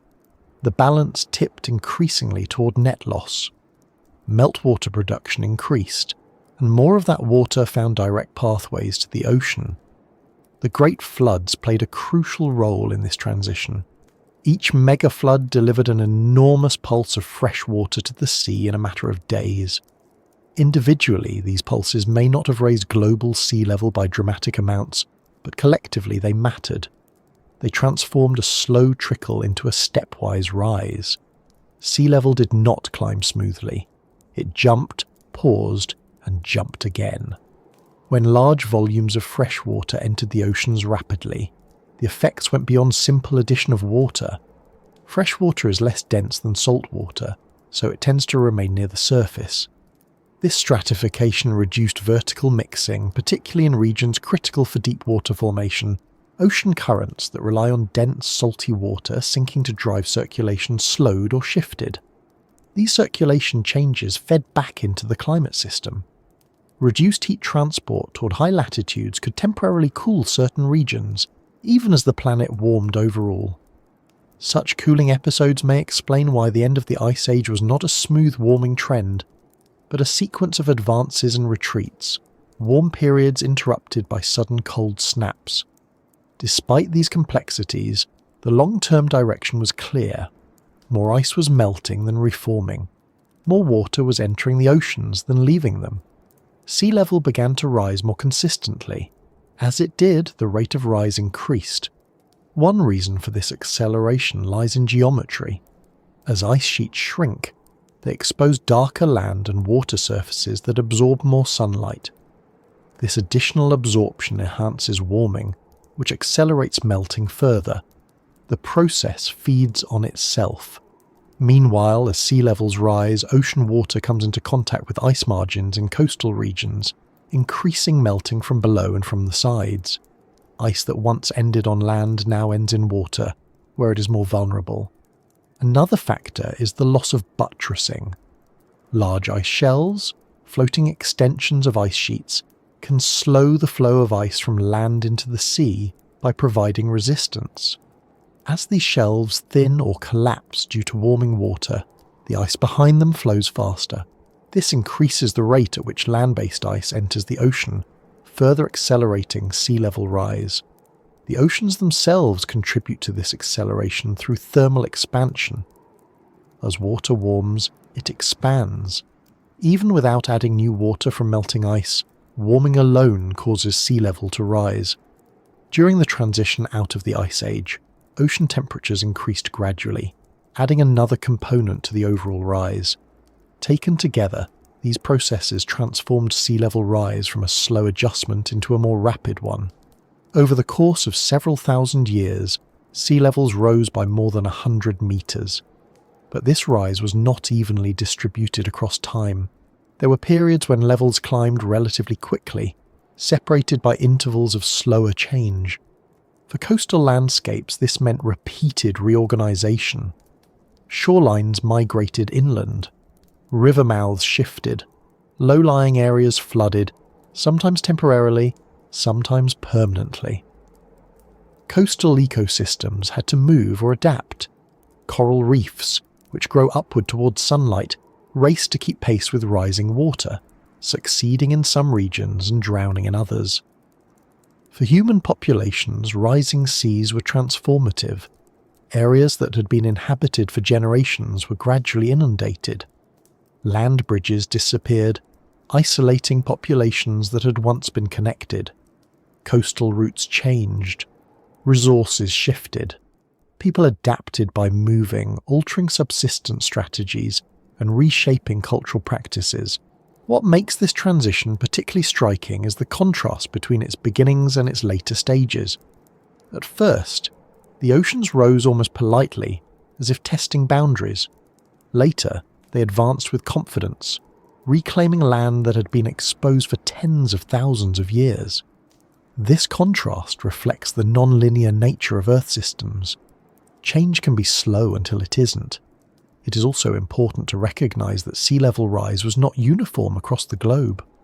The presence and disappearance of ice sheets affected local sea levels through gravitational effects. Large ice masses exert a gravitational pull on nearby ocean water, causing sea levels to be higher near the ice and lower farther away.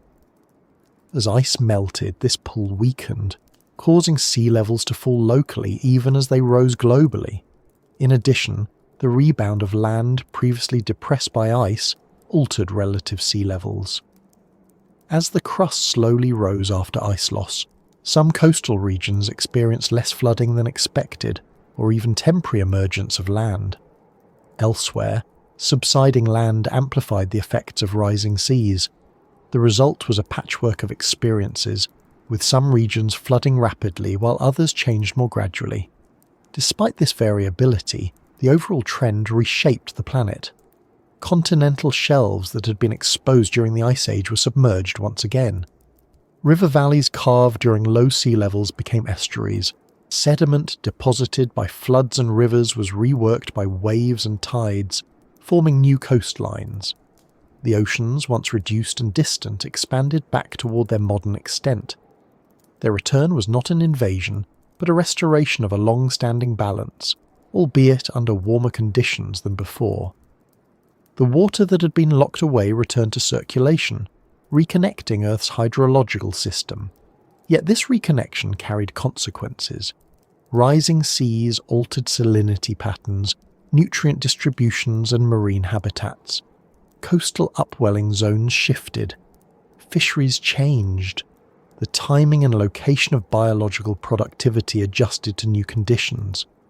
From a planetary perspective, the acceleration of sea level rise marked a tipping point. It signaled that ice was no longer the dominant reservoir of fresh water. The oceans had resumed their role as the primary holder of Earth's liquid water. This shift stabilized some aspects of the climate while destabilizing others, contributing to the complex pattern of change that characterized the end of the Ice Age. What stands out most is how gradual processes and abrupt events intertwined. Slow warming set the stage. Ice thinned incrementally. Then floods delivered water in pulses. Sea levels responded with steps rather than a smooth curve. Acceleration emerged from accumulation. As the oceans continued to rise, they began to influence the climate in new ways. Increased ocean surface area enhanced evaporation, feeding more moisture into the atmosphere. This moisture supported precipitation patterns that differed from those of the Ice Age, further reshaping ecosystems and ice behavior. The system was moving toward a new equilibrium, but it had not reached it yet. The rising oceans also carried memory. Chemical signatures in marine sediments recorded pulses of fresh water. Microfossils preserved shifts in temperature and salinity.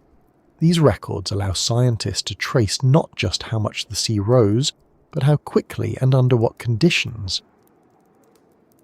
As the oceans absorbed the returning water, the effects did not remain confined to coastlines or local currents. Water added to the ocean in large sudden pulses behaves differently from water added gradually, and the climate system is sensitive to that difference. What followed the Great Floods was not a simple warming trend marching steadily forward, but a series of reactions that rippled outward across the planet. These reactions can be thought of as climate shock waves, not explosive events, but far-reaching adjustments that travelled through air, sea and ice, altering conditions in places far removed from the original source. One of the most immediate consequences of massive freshwater input into the oceans was a change in how those oceans circulated. Ocean circulation depends heavily on differences in temperature and salinity. Warm water tends to stay near the surface. Cold, salty water is denser and sinks, driving deep currents that move heat around the globe. This system, often described as a conveyor, plays a central role in regulating Earth's climate. When enormous volumes of fresh water entered the oceans, particularly in the North Atlantic and connected basins, that balance was disrupted.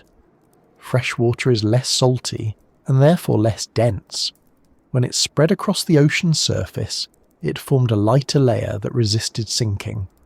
This inhibited the formation of deep water in regions where it normally occurred. As a result, the conveyor slowed or shifted. A slowdown in ocean circulation does not simply cool or warm the planet evenly, it redistributes heat. Regions that once received a steady supply of warm water from lower latitudes could cool significantly, even as the planet as a whole continued to warm. Other regions might warm faster as heat accumulated. These uneven changes are why the end of the Ice Age was marked by sudden climate reversals, rather than a smooth transition. One of the clearest examples of such a reversal is a period known as the Younger Dryas. After thousands of years of gradual warming, parts of the Northern Hemisphere experienced a rapid return to cold conditions. Temperatures dropped sharply in regions surrounding the North Atlantic, glaciers stabilized or advanced briefly, and ecosystems adjusted once again to colder, drier conditions. This cooling lasted for over 1,000 years before warming resumed.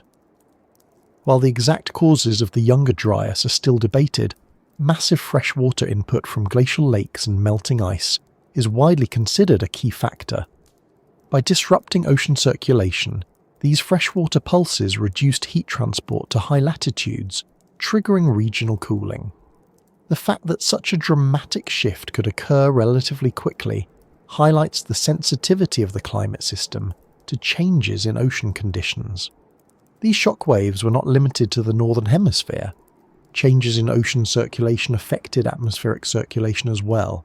The atmosphere responds quickly to changes in temperature gradients. When ocean heat distribution shifted, wind patterns adjusted.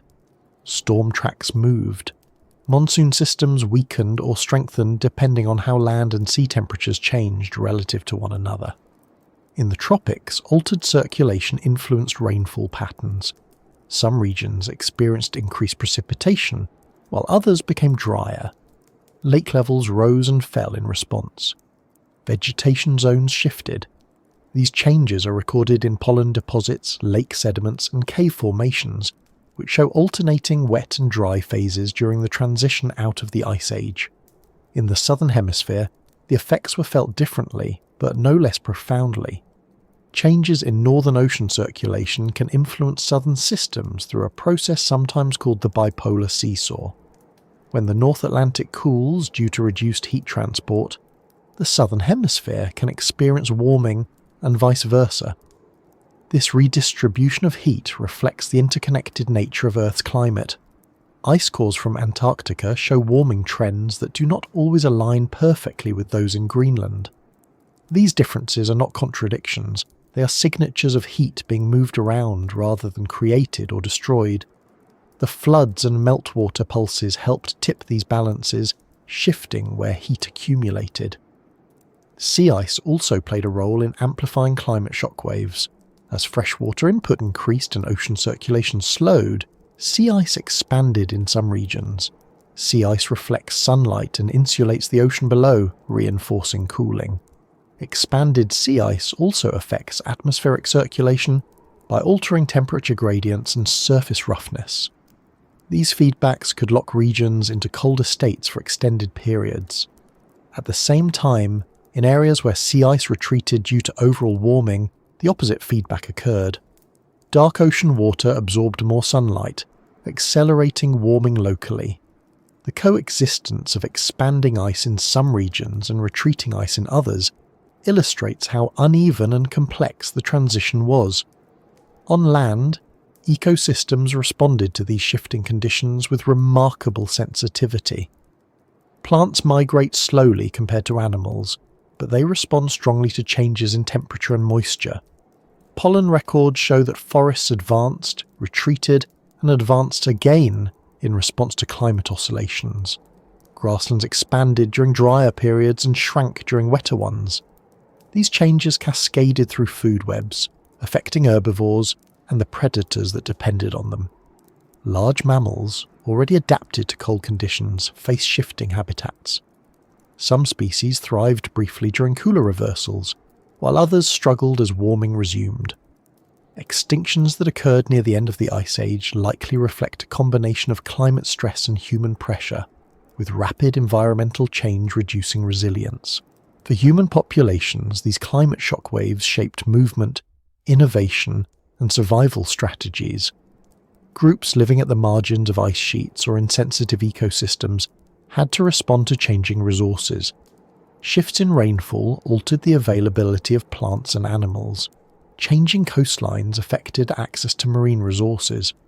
Rivers changed course, influencing travel and trade routes. The unpredictability of climate during this period may have favoured flexibility. Populations that could adjust their subsistence strategies, move when necessary, and share knowledge across groups were better positioned to cope. Cultural memory, preserved through stories and traditions, may have encoded lessons about floods, cold snaps, and the dangers of environmental instability. It is important to note that these shock waves were not uniformly destructive. In some regions, changing conditions created new opportunities.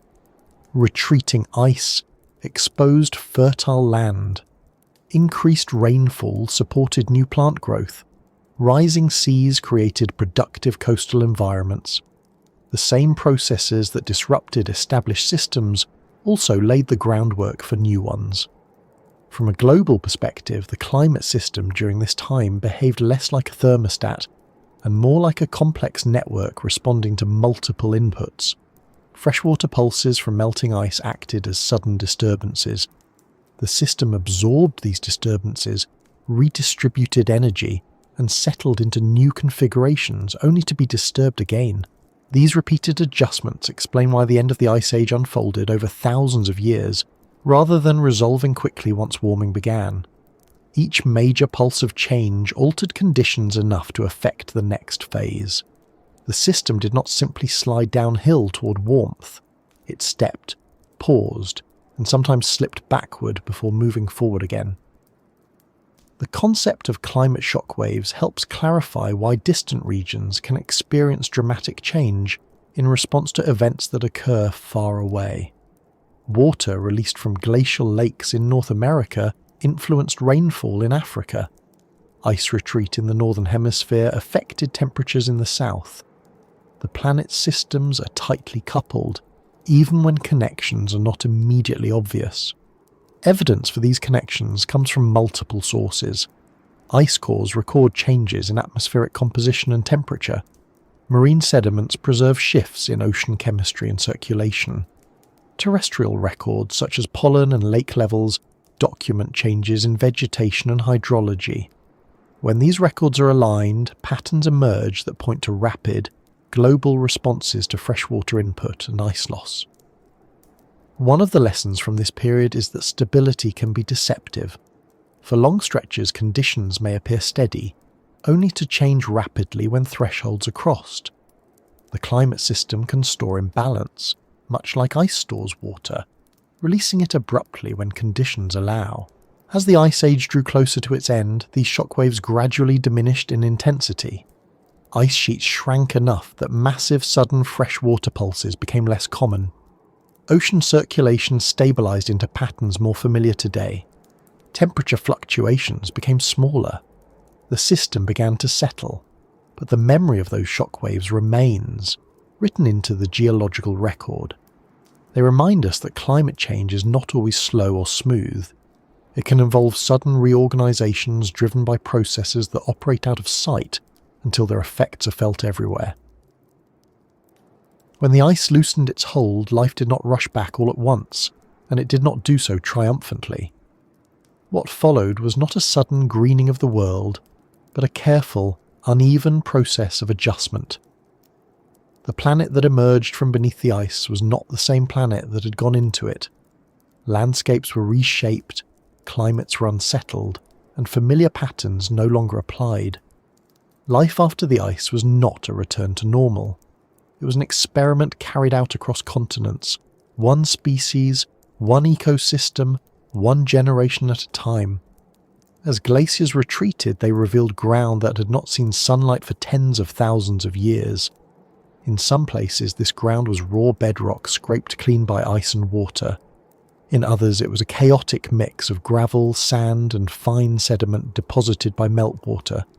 These surfaces were unstable, prone to erosion, and largely devoid of nutrients.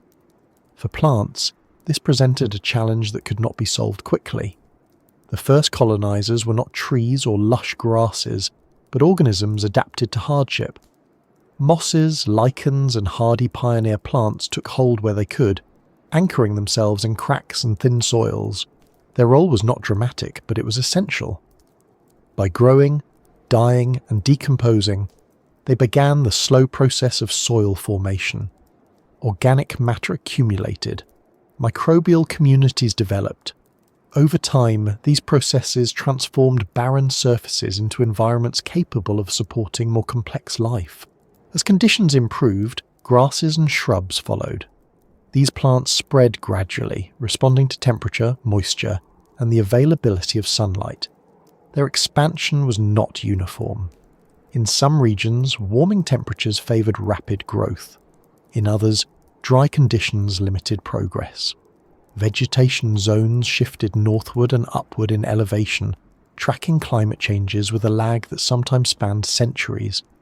Trees arrived later still. Forests did not surge forward as a single front. They advanced in fits and starts, influenced by local conditions and barriers created by newly formed rivers, lakes, and wetlands. Pollen records show that forests retreated during cold reversals and advanced again during warmer periods. The composition of these forests changed over time, reflecting both climate and chance. Species that arrived first often dominated until conditions shifted enough to favour others. Animals followed the vegetation, but not always predictably. Large herbivores depended on grasses and shrubs that spread across deglaciated plains. As these food sources expanded, so did the animals that relied on them. In some regions, herds grew large, moving across open landscapes shaped by floods and glacial retreat. Predators followed, adapting their hunting strategies to new terrain. Yet not all species thrived. The end of the Ice Age coincided with the decline and extinction of many large mammals. Mammoths, mastodons, giant ground sloths, and other megafauna disappeared from much of their former range. The causes of these extinctions are complex and likely varied by region. Climate change altered habitats rapidly, reducing suitable environments. Human hunting added pressure. The combination proved too much for some species, especially those with slow reproductive rates. Smaller animals often fared better. Their ability to reproduce quickly, exploit diverse food sources, and occupy a range of habitats gave them flexibility. Birds expanded into new nesting areas as ice retreated. Fish recolonized rivers and lakes formed by glacial melt. Insects spread alongside plants, playing crucial roles in pollination and nutrient cycling. Aquatic ecosystems experienced their own transitions. Newly formed lakes, carved by ice or scoured by floods, filled with meltwater. At first, these lakes were cold, turbid, and low in nutrients. Over time, sediment settled, water clarity improved, and biological productivity increased. Algae established themselves, followed by invertebrates and fish. Each lake followed its own trajectory, influenced by depth, drainage, and connection to other water bodies. Rivers also changed character. Channels carved by floods were often oversized, holding far less water than their dimension suggested. These rivers adjusted slowly, depositing sediment, forming new banks and developing meanders within the larger flood-carved valleys. Floodplains formed, providing fertile ground for plants and animals alike. Wetlands became increasingly common, as rising water tables and uneven terrain created shallow basins. These wetlands supported rich biodiversity. They acted as filters for water, trapping sediment and nutrients. They also provided stable resources for animals and eventually humans. For human populations, life after the ice required flexibility and awareness. The environments they encountered were dynamic and sometimes unpredictable. Resources shifted with changing climates. Coastlines moved, rivers changed course, familiar hunting grounds disappeared while new ones emerged. Humans responded by adapting their strategies. In some regions, people followed large game across open landscapes, adjusting routes as vegetation changed. In others, they diversified their diets, incorporating plants, small animals, and aquatic resources. Tool technologies evolved in response to new materials and needs. Clothing, shelters, and food storage methods reflected local conditions. As seas rose, coastal environments became increasingly important. Estuaries, tidal flats, and shallow seas supported abundant life. Fish, shellfish, and marine mammals provided reliable food sources. Human groups living near these environments developed new techniques for harvesting and processing marine resources. Coastal routes facilitated movement and exchange, even as land bridges disappeared. Cultural traditions evolved alongside these changes. Knowledge of seasonal patterns, animal behavior, and plant growth became critical for survival. Oral traditions likely preserved information about past floods, cold snaps, and shifting landscapes. These stories served not just as explanations, but as guides for navigating a changing world. It is important to recognize that life after the ice was not universally easier. While some regions became more hospitable, others became more challenging. Increased rainfall in some areas led to flooding and erosion. Drier conditions elsewhere reduced water availability. The disappearance of large ice sheets altered wind patterns, affecting temperature and precipitation in ways that were not always favourable. The pace of change also mattered. Gradual shifts allowed ecosystems and human societies to adjust. Rapid changes, such as those associated with climate shock waves, forced abrupt responses. Species and populations unable to adapt quickly faced decline or displacement. Despite these challenges, the overall trend favoured diversification and expansion. As the climate stabilised into an interglacial state, new ecosystems emerged. Forests spread across regions once dominated by ice or tundra. Grasslands expanded in others. Biodiversity increased as niches multiplied. This period also laid the groundwork for later developments. Stable climates and productive ecosystems supported growing human populations. Over time, some groups began to settle more permanently, experimenting with cultivation and animal management. These developments did not happen immediately, nor everywhere, but the conditions that made them possible emerged from the post-ice landscape. What stands out about life after the ice is its resilience. The transition out of the Ice Age involved disruption, loss, and uncertainty, but life persisted. It adapted, reorganized, and found new ways to thrive. The planet did not simply recover from the Ice Age, it transformed. This transformation was not guided by a single direction or outcome. It was shaped by local conditions, chance events, and interactions among species. Some paths led to flourishing ecosystems, others ended in extinction. Together they formed a mosaic of responses that defined the early Holocene world. Long after the ice retreated and the waters settled into their new paths, something remained that did not erode, melt, or drain away. Memory stayed. Not memory in the sense of written records or measured timelines, but memory carried by people, shaped by experience, and passed from one generation to the next through stories.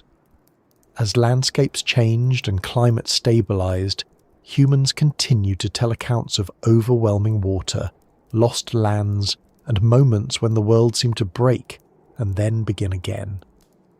These stories appear across cultures separated by vast distances, and while they differ in detail, they share a strikingly similar core.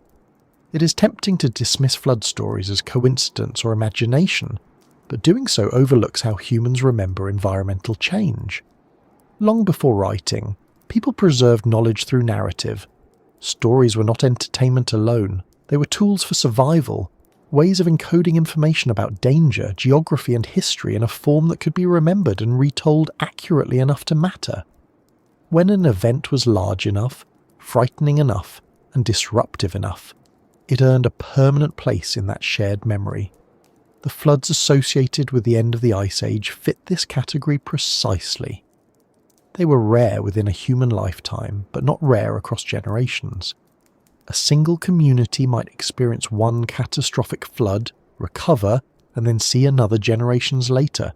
Over time, the memory of repeated events would compress into a single story of a great flood, not because people misunderstood what happened, but because stories naturally simplify repeated experiences into archetypes. As sea levels rose and coastlines shifted, entire regions that had once been inhabited were slowly drowned. These were not sudden disasters but gradual losses. Low-lying plains, once rich with resources, became wetlands, then shallow seas. Rivers widened into estuaries. Familiar landmarks vanished beneath water. People living through these changes would not have perceived them as abstract trends. They would have experienced them as loss of land, loss of roots, loss of places tied to identity. When those experiences were remembered, they were remembered emotionally rather than numerically.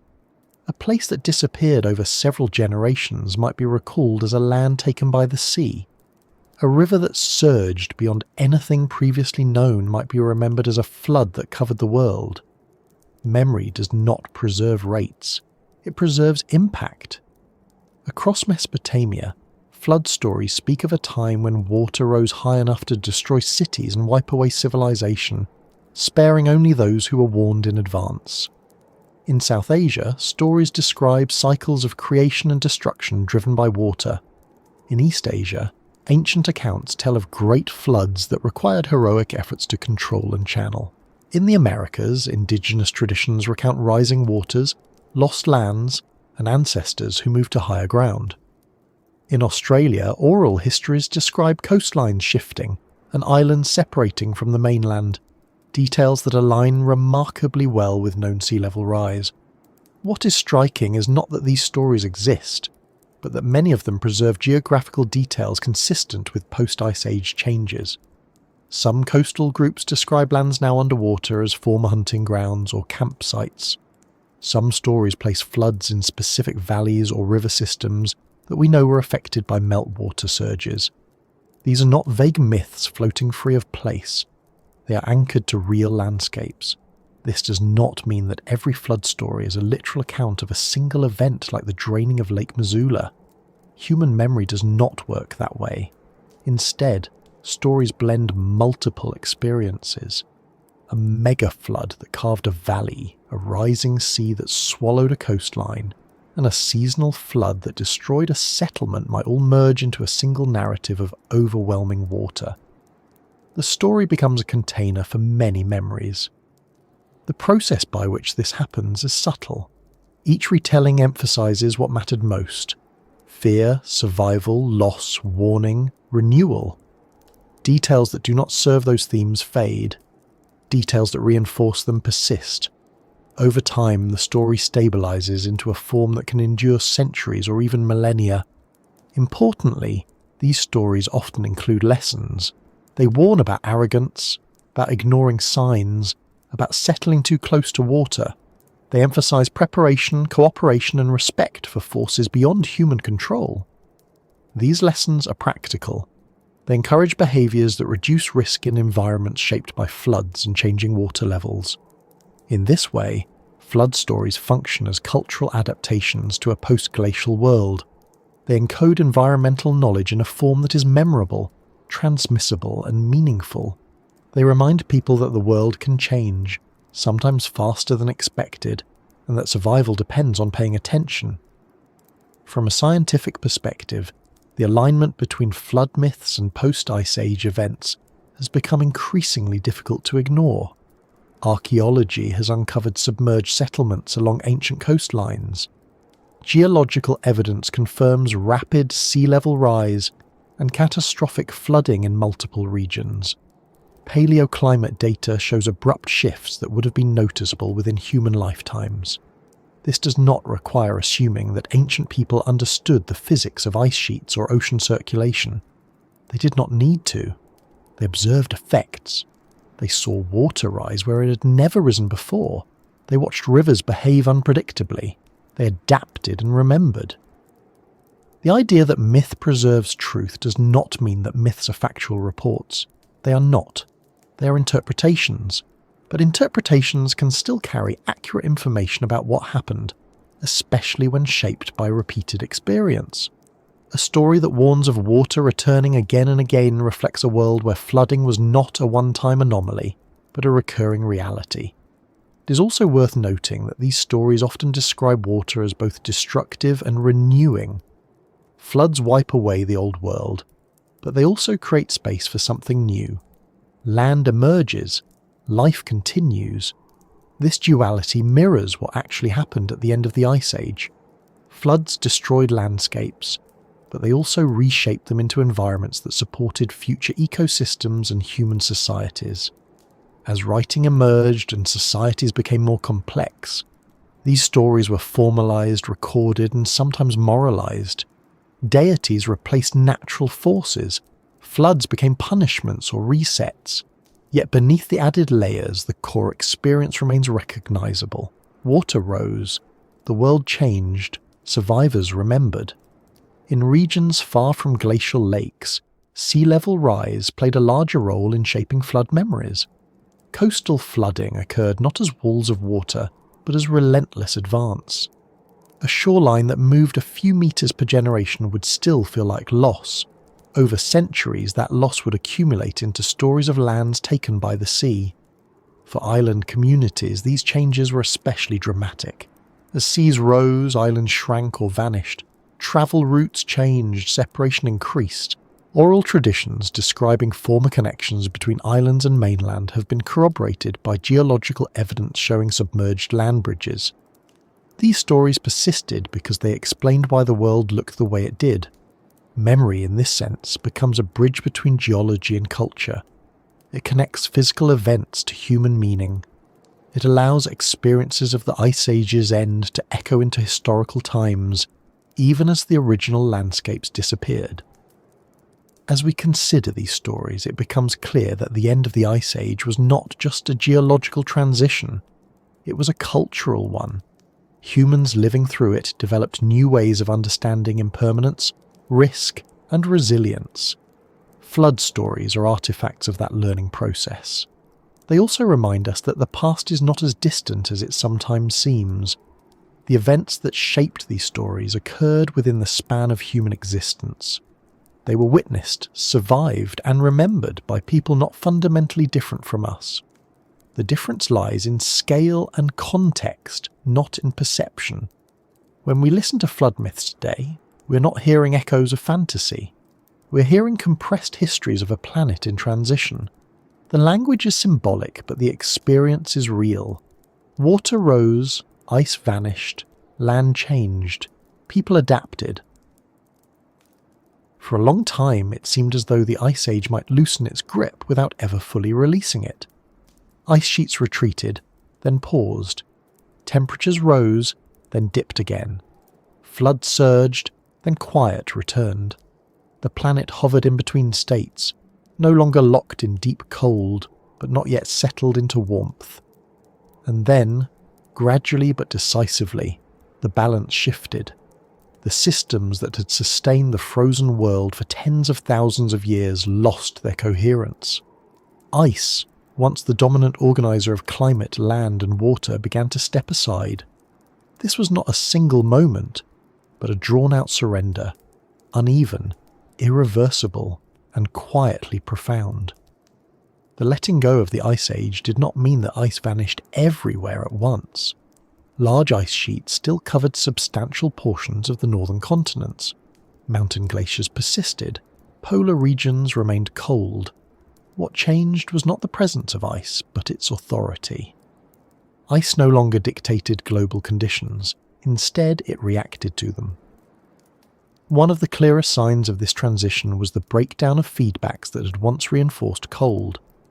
During the height of the Ice Age, ice reflected large amounts of sunlight back into space. Snow-covered land and sea ice amplified this effect, keeping temperatures low. As ice retreated and thinned, darker surfaces were exposed. Soil, rock, vegetation, and open water absorbed more sunlight. This absorption increased surface temperatures, which accelerated melting further. The feedback loop that once favoured ice now favoured warmth. At the same time, greenhouse gas concentrations continued to rise. Carbon dioxide and methane levels increased as oceans warmed, soils thawed, and ecosystems expanded.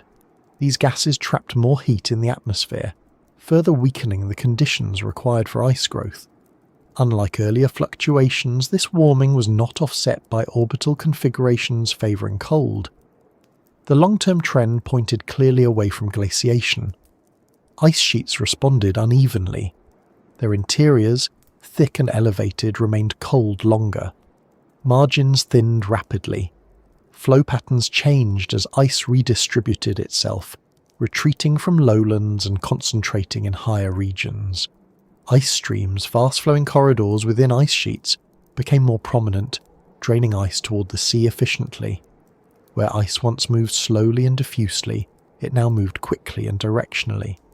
This acceleration mattered because it changed the timescale of ice loss. Instead of responding over millennia, parts of ice sheets began responding over centuries or even decades. Retreats that once would have taken generations unfolded within a few lifetimes. The planet was still slow by human standards, but fast by geological ones. The collapse of ice dams and the draining of glacial lakes contributed directly to this process. Each major flood removed mass from ice sheets indirectly by transferring stored water to the oceans. Each flood lowered ice surfaces and altered flow dynamics upstream. Over time, the ability of ice sheets to rebuild the structures that once stabilized them diminished. Eventually, some ice dams stopped reforming altogether. Drainage routes reopened permanently. Lakes that had filled and drained repeatedly disappeared. The water they once held joined rivers and oceans without obstruction. This marked an important shift. The system no longer oscillated between storage and release. It moved steadily toward release alone. As ice retreated from continental interiors, the land beneath began to rise. The crust, relieved of its icy burden, rebounded upward in a slow but persistent process.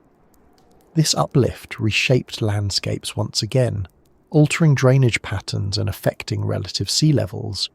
In some regions, rising land partially offset rising seas. In others, the timing of rebound lagged behind, amplifying flooding. These changes added complexity to the transition. Even as global conditions stabilized, local environments continued to shift. Rivers adjusted to new slopes, lakes drained or formed, wetlands expanded and contracted. The world remained dynamic, but the source of that dynamism had changed. Ice was no longer driving it. Water, vegetation and atmosphere had taken the lead. Ocean circulation gradually stabilized as fresh water pulses diminished. With fewer massive disruptions, the conveyor of heat resumed a more consistent pattern. This brought relative stability to regional climates, reducing the frequency and magnitude of abrupt reversals. The Younger Dryas ended, warming resumed and held. Sea levels continued to rise, but the rate slowed as the largest ice sheets dwindled. Coastlines approached positions closer to those of today. Continental shelves submerged once more. Estuaries formed. Coastal ecosystems matured. The dramatic inland advances of the sea gave way to more familiar tidal rhythms. This stabilisation had profound consequences for life. Ecosystems that had been in constant flux gained time to develop complexity. Forests expanded and diversified. Grasslands stabilised. Wetlands became long-term features rather than temporary ones. Animal populations adjusted to more predictable conditions. For humans, this relative stability opened new possibilities. Seasonal patterns became more reliable. Resources could be anticipated rather than constantly chased. Some groups began to settle more permanently, experimenting with managing plants and animals rather than simply following them. These developments were uneven and slow, but they marked a shift in how people related to their environment. The letting go of the Ice Age was therefore not just a climatic transition. It was a turning point in the relationship between Earth systems and life. For tens of thousands of years, survival had meant adapting to cold, scarcity, and unpredictability driven by ice. Now, adaptation meant learning how to live within a warmer, wetter, and more interconnected world. What makes this transition especially striking is how quiet it was compared to the forces involved. There was no global catastrophe marking the end of the Ice Age. No single event announced its departure. Instead, there was a gradual realization, spread across generations, that winters were shorter, summers warmer, ice farther away. The world felt different, but not suddenly so. From a geological perspective, this is how major transitions often occur. Systems resist change until they cannot. Then they reorganize. Once reorganized, they do not easily return to their previous state. The Ice Age let go not because it was defeated, but because the conditions that sustained it no longer existed. Importantly, this does not mean that ice vanished as a force entirely. Polar ice caps remained. Mountain glaciers persisted. Even today, ice continues to influence climate and sea level. What changed was scale. Ice stopped being the dominant feature of the planet's surface and climate. The memory of the Ice Age, however, did not disappear. It remained etched into landscapes shaped by glaciers and floods. It remained encoded in stories of water and loss. It remained present in the distribution of species and ecosystems. The world that followed was built on foundations laid by ice, even as that ice retreated. As the transition progressed, feedbacks that once reinforced cold were replaced by feedbacks that reinforced warmth and stability. Vegetation growth reduced albedo further. Soils developed, storing carbon. Wetlands moderated water flow. The planet entered a new mode of operation, one that would persist for thousands of years. This new state was not perfect or static. Climate continued to vary. Droughts, floods, and cooling events still occurred. But the extremes associated with massive ice sheets dominating continents were gone. The Earth had moved into an interglacial phase, one of several it has experienced over its history, but this one would prove particularly significant for the trajectory of life. It is worth noting that this letting go was not inevitable in a simple sense. Had orbital conditions shifted differently, had greenhouse gas levels remained lower, had feedbacks aligned another way, ice might have persisted longer. The Ice Age ended because multiple factors converged, reinforcing one another until the system crossed a threshold. This convergence highlights an important truth about Earth's climate. Large-scale change often requires alignment. One factor alone is rarely enough. It is the interaction of orbital cycles, atmospheric composition, ocean circulation, and surface conditions that determines outcomes. When those interactions align, change accelerates. By the time the Ice Age fully released its hold, the planet had already been transformed by the process of letting go. Landscapes were reshaped, water redistributed, life reorganized. The world that emerged was not simply warmer, it was fundamentally different. Even now, long after the ice has withdrawn to the poles and the great floods have fallen silent, their presence has not fully faded. It lingers, not as noise or drama, but as a quiet undercurrent, something you can sense if you know where to look, or if you slow down enough to listen. The floods no longer roar across continents, yet they continue to whisper through landscapes, coastlines, climates, and even the way humans understand time and change. What they left behind is not only physical evidence etched into rock and sediment, but a set of patterns that still shape how the planet behaves today. One of the most obvious places where these whispers persist is the land itself. Valleys that seem far too large for the rivers flowing through them remain scattered across former glaciated regions. Dry channels cut deep into bedrock still stretch across plateaus. Hills streamlined in a single direction still point, silently, to the path water once took. These features are not actively changing at the pace they once did, but they continue to influence modern processes. Rivers follow routes determined by flood-carved channels. Groundwater moves through sediments redistributed by ancient surges. Even modern floods, modest by comparison, are guided by pathways established thousands of years ago. Soils, too, carry memory. In some regions, fertile floodplain soils owe their existence to sediments laid down by glacial floods. Elsewhere, thin or absent soils reflect places where floods stripped the land to bare rock, resetting ecological development. These differences affect vegetation, agriculture, and erosion patterns today. What can grow, where water pools, and how quickly land responds to heavy rain are all influenced by events that unfolded long before recorded history. The oceans still bear traces of the floods as well, though their evidence is subtler. Layers of sediment on the seafloor record pulses of fresh water entering the sea. Chemical signatures preserved in shells and microfossils reveal changes in temperature and salinity linked to meltwater influx. These records allow scientists to reconstruct not just how much water entered the oceans, but how suddenly it arrived. The oceans remember, even if their surface appears calm. Modern ocean circulation also reflects adjustments made during the end of the Ice Age. The pathways by which heat is transported around the globe settled into patterns shaped by post-glacial geography.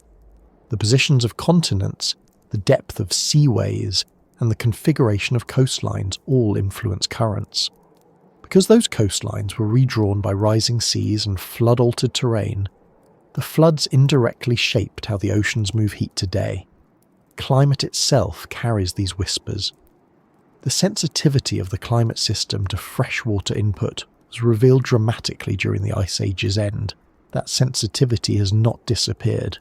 It remains a fundamental property of how oceans and atmosphere interact. The planet learned, in a sense, how to respond to sudden imbalances, and that lesson is embedded in its dynamics. This is why scientists pay close attention to freshwater entering the oceans now.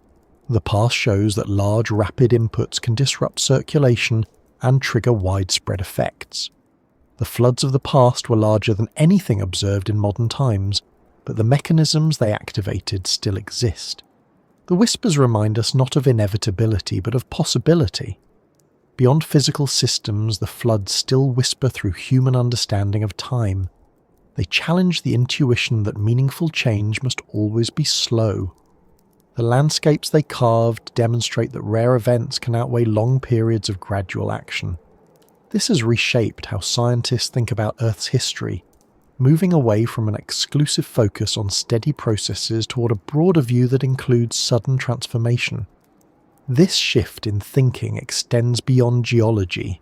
Ecology, climatology, and even archaeology have absorbed the lesson.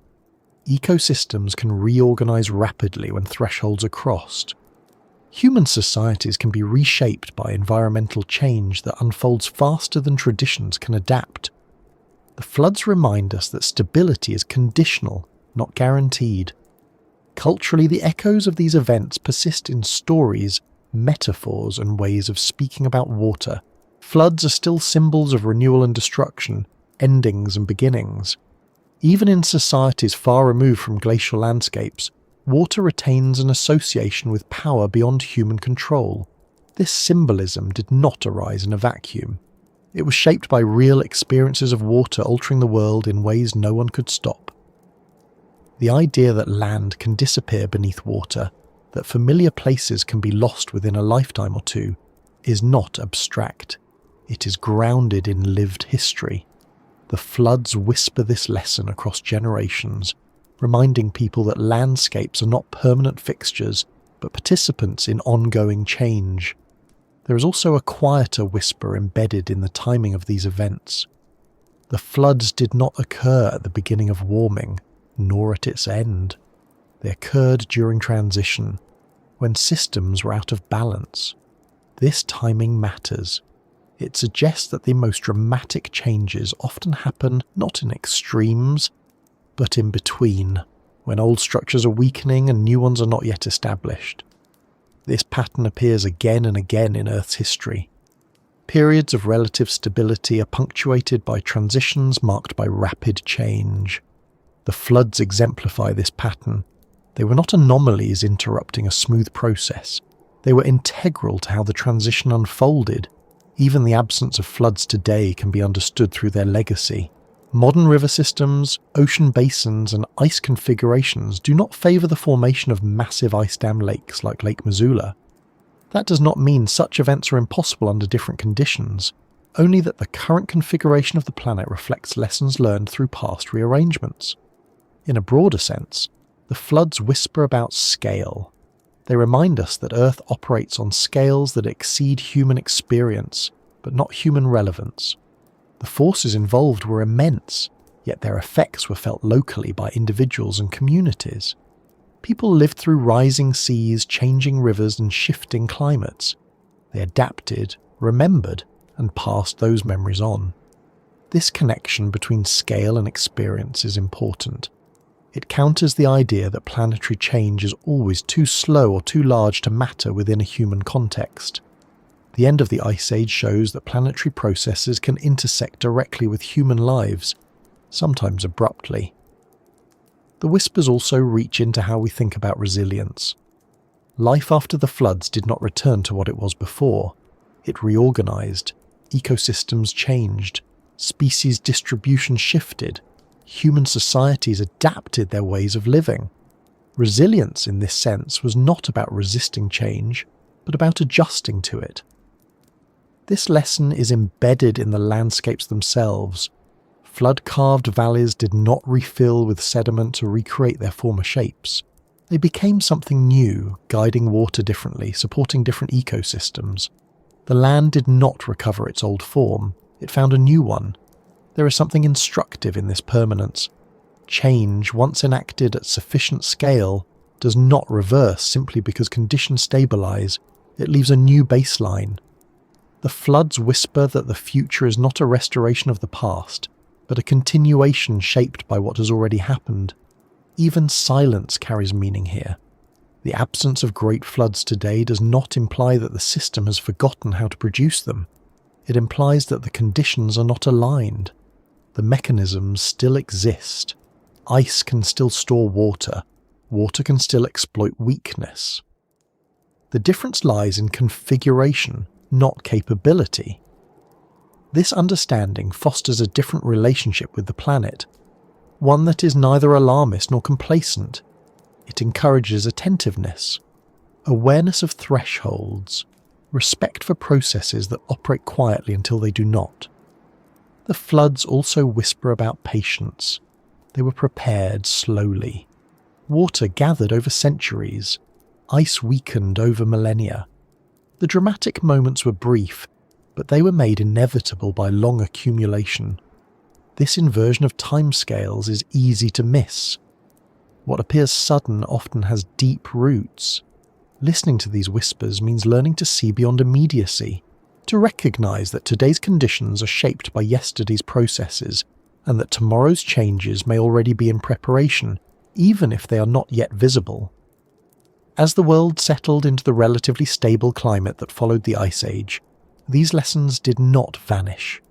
They became part of the planet's background knowledge, encoded in its systems and in human culture. The floods no longer needed to speak loudly. Their work was done. Yet they continue to murmur through river bends that seem too wide, through coastlines that hint at lost land, through stories that echo across cultures, and through scientific records that reveal how quickly balance can shift. And perhaps the most enduring whisper is this: change does not always announce itself with urgency.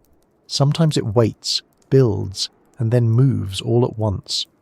The floods of the past remind us that Earth's history is not a straight line, but a series of adjustments, some gentle, some abrupt, all connected. The ice let go, the water moved, the land remembered, and the world that emerged carries those memories forward, quietly, continuously, shaping everything that came after, including the moment you're in now, listening in a world that still bears the imprint of water that once waited and then finally ran free.